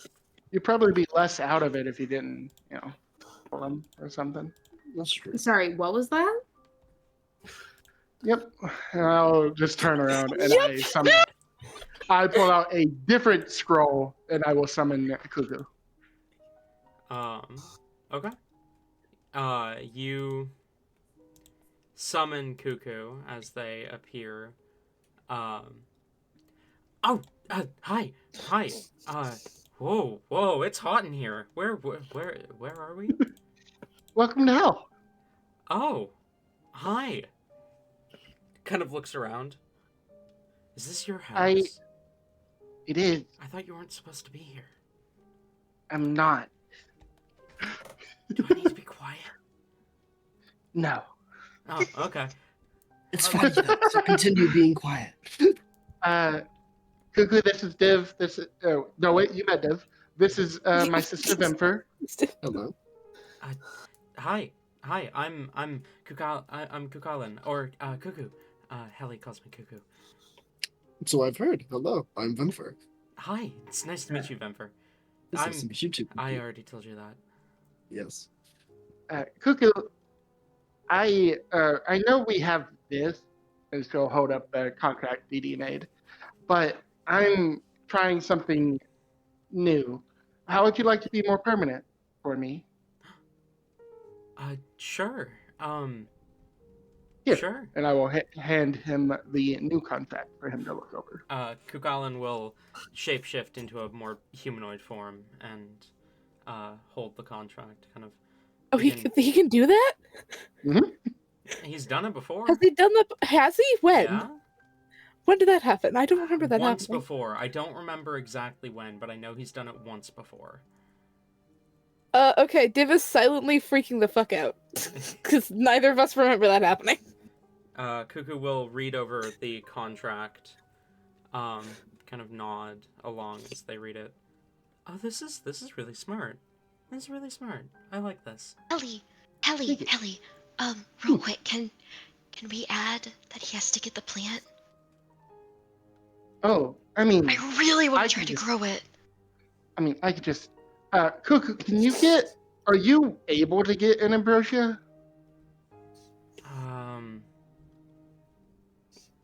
I don't think I should. I wouldn't want to get you in trouble with heaven any more than talking to me already does. No, that's not the problem. I mean, you're half, you know, but, I mean, I mean, maybe your sister could handle it, but, I mean, they, kind of glancing between Div, Rain, and Hellebore, they couldn't, their bodies wouldn't be able to handle it. Hallie nods and then looks to Halibor and says, when you're immortal, then we can get you it. Whoa. Who said anything about eating it? I want to grow it.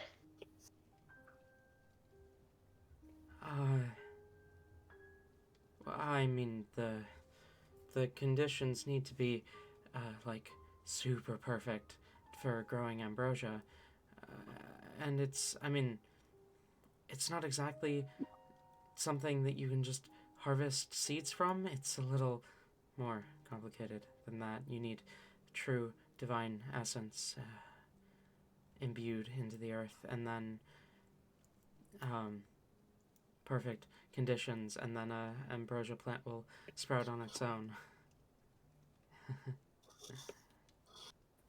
Well, I need it for research purposes. I really need it. I have to see every single plant that's ever existed ever. None of them can be out of my reach. You heard her. None can be out of her reach. Roll. Honestly, roll intimidation for me, Hellebore. Roll insanity. Listen, okay. She likes plants. No, I believe. Oh my god, no! Wait! I'm gonna guidance this. I Okay. actually rolled good with my fucking +0. Okay. That's a soft 20. Yippee! Damn. You see Cuckoo, his eyes kind of widen a little bit as he's looking at you. Your raw determination.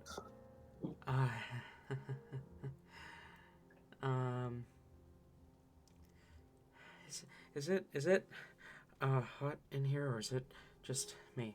I'll see what I can do.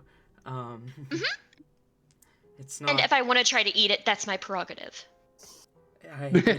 I mean, it would literally burn you up from the inside out. It is pure divine essence, and mortal bodies were never meant to handle that. Well, we'll see. Oh, wait, is this a way to kill Icarus? We need it now. I mean, pure divinity is dangerous to any creature that isn't divine.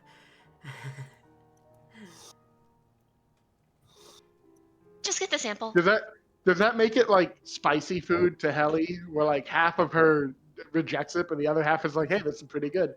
It probably would basically be like spicy food. Gunfur's about to get some real sick looking burns. Okay, I'll see what I can do. But the contract? Oh, Or yes, do you right. agree to it? He like I don't. he writes in Celestial the name Kukalan, and will hand it to you. Uh, also, I mean, does Cuckoo know? I don't think Cuckoo was there to find out about Helly's dad. Not Helly's dad, but Hellebor's dad. No, he does not know about Helibor's dad. But it is worth noting that Hellebor is technically as much god as Helly is.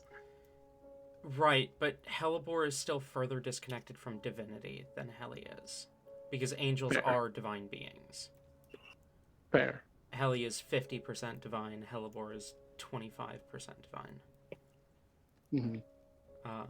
And she's also, like, partially undead because of the whole vampire dad thing, and that undead and divinity don't really mix very well. I mean, there's a whole god about it, Primus. Yeah. Which is why we know they don't mix very well. There's a whole god about it. There's a whole Anyway. god about it who happened to be the second god to die. The first one to die in the war. I will accept Cuckoo's contract and say thank you. How's Dee Dee doing? Dee Dee's doing well. Dee Dee's doing well. Things are happening. It's a lot. But she's doing okay. Avoiding any major danger right now. But things are going okay. How long do you think it'll be before she's not too busy anymore? I don't know. But she misses you.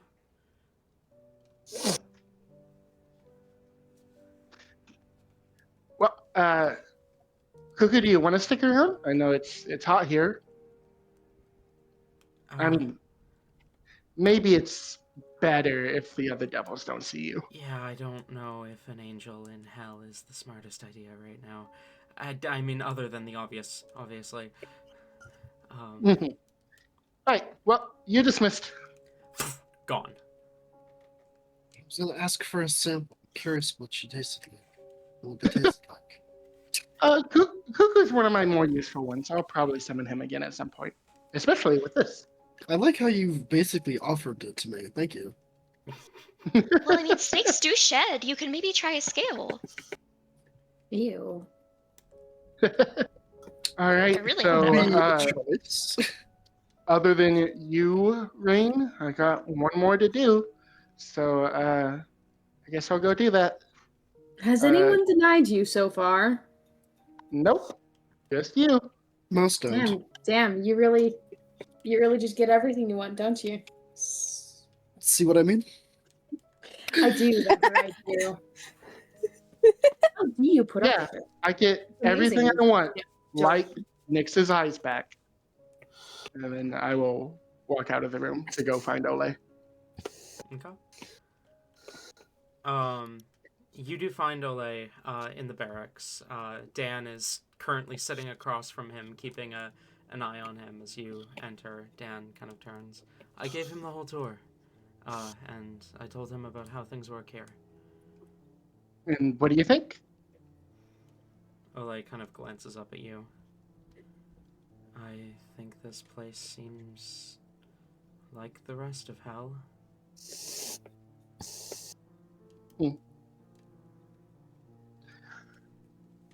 What do you think of this? And I will hand him the contract, the last one I have. He looks at it, reading it over, kind of furrows his brow confused, reads it over again, reads it over a third time.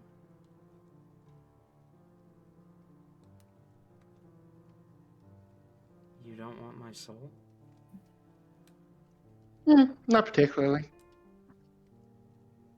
I don't really need your soul. I could use your loyalty a lot more. Roll persuasion.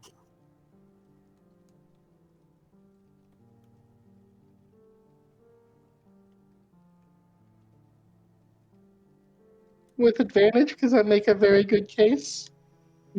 Oh no. I'm gonna say no.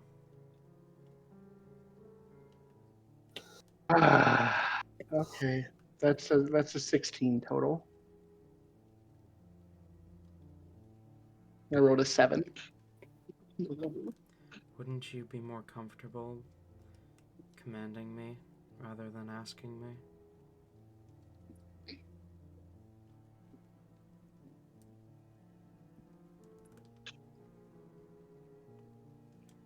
Would you be more comfortable being commanded? I mean, I could change it if you're just not comfortable making your own decisions, but What's your play here? Why are you acting all high and mighty? Acting like I get a choice here.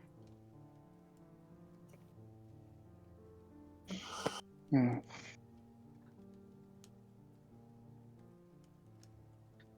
It's this Hell's or die, been right?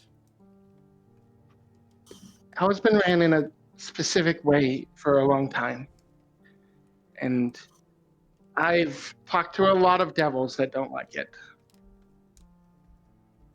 I think we could do better, and I think this is how. Right.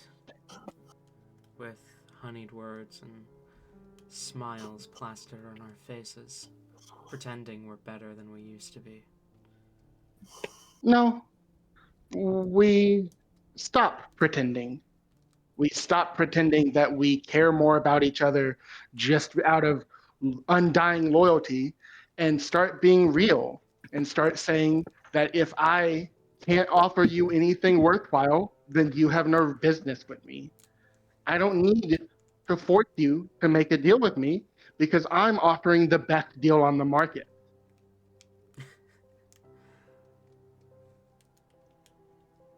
But you are forcing me, aren't you? No?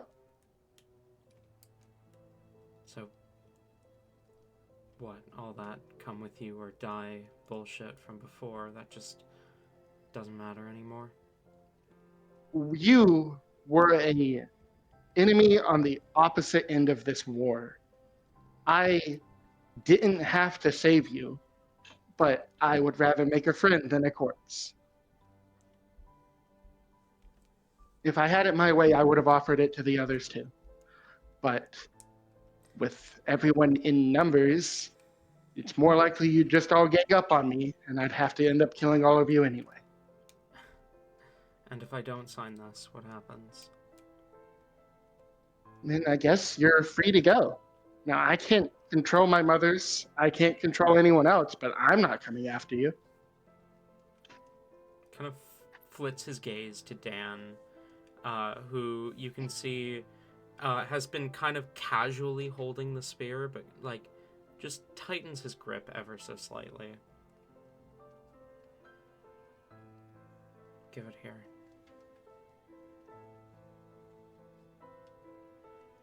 I'll hand him the contract. He will take the contract and, almost out of instinct, instead of grabbing a pen, he'll kind of, using his claws, slice part of his wrist and will sign it in his own blood.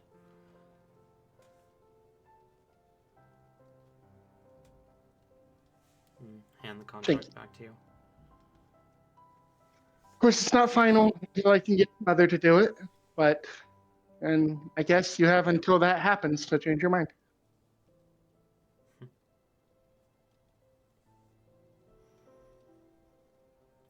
Of course, my lady. He bows to you. All right. I will nod to him and then look to Dan and say, "How is he?"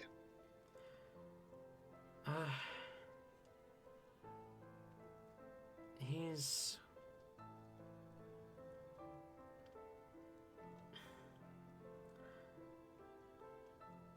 I have a good feeling about him.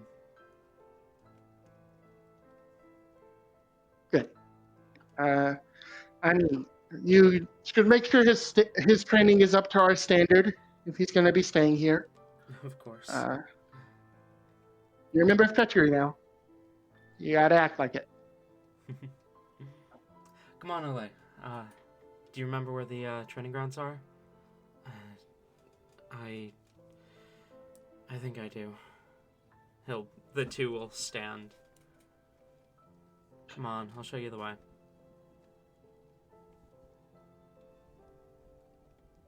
And now I will return to the room, but this will give the others, I guess, another opportunity to talk without me. I am already shipping Dan and this other motherfucker. Like, I swear. Oh no. Dan is half succubus. He does have the charms. If anything, just platonically, but still. Dan and Ole. Whether platonic or romantic, they're boyfriends, Your Honor. Platonic, romantic, or sexual. One of the three. Yeah. At some point. This is hell. Probably all three. You know, Platonic, romantic, infernal.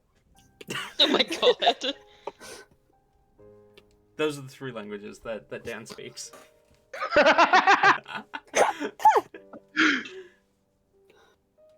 I love the idea of common being called platonic.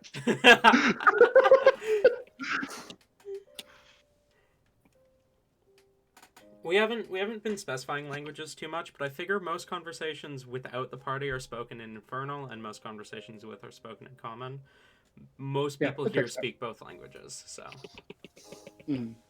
Wait, we're supposed to be able to speak languages? Fuck! Shit, you guys can speak? Yeah. What was that? Look, Rain might know one or two languages, okay? A couple. Vemfer doesn't need to know language. She just beams her thoughts to the back of your skull. Ignore the fact it says that both people need to understand the language. Don't worry about that. She could beam her thoughts to the back of your skull. I get cool dragons, okay? You could have been, but you chose to be lame. Vemfer.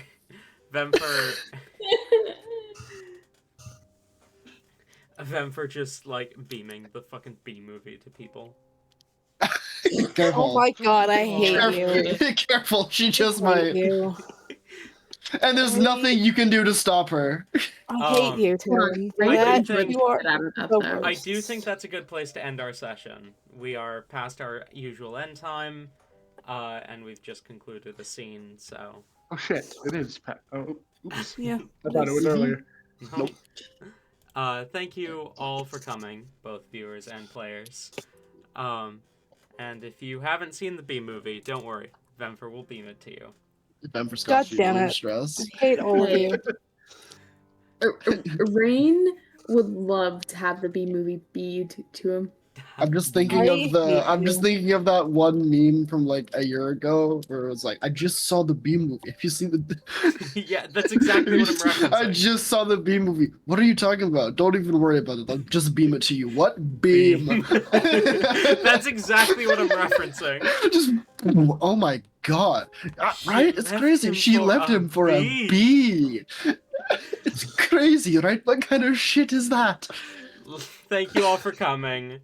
I hate all of you. I'll see you all next time. Goodbye, my friends. Beam.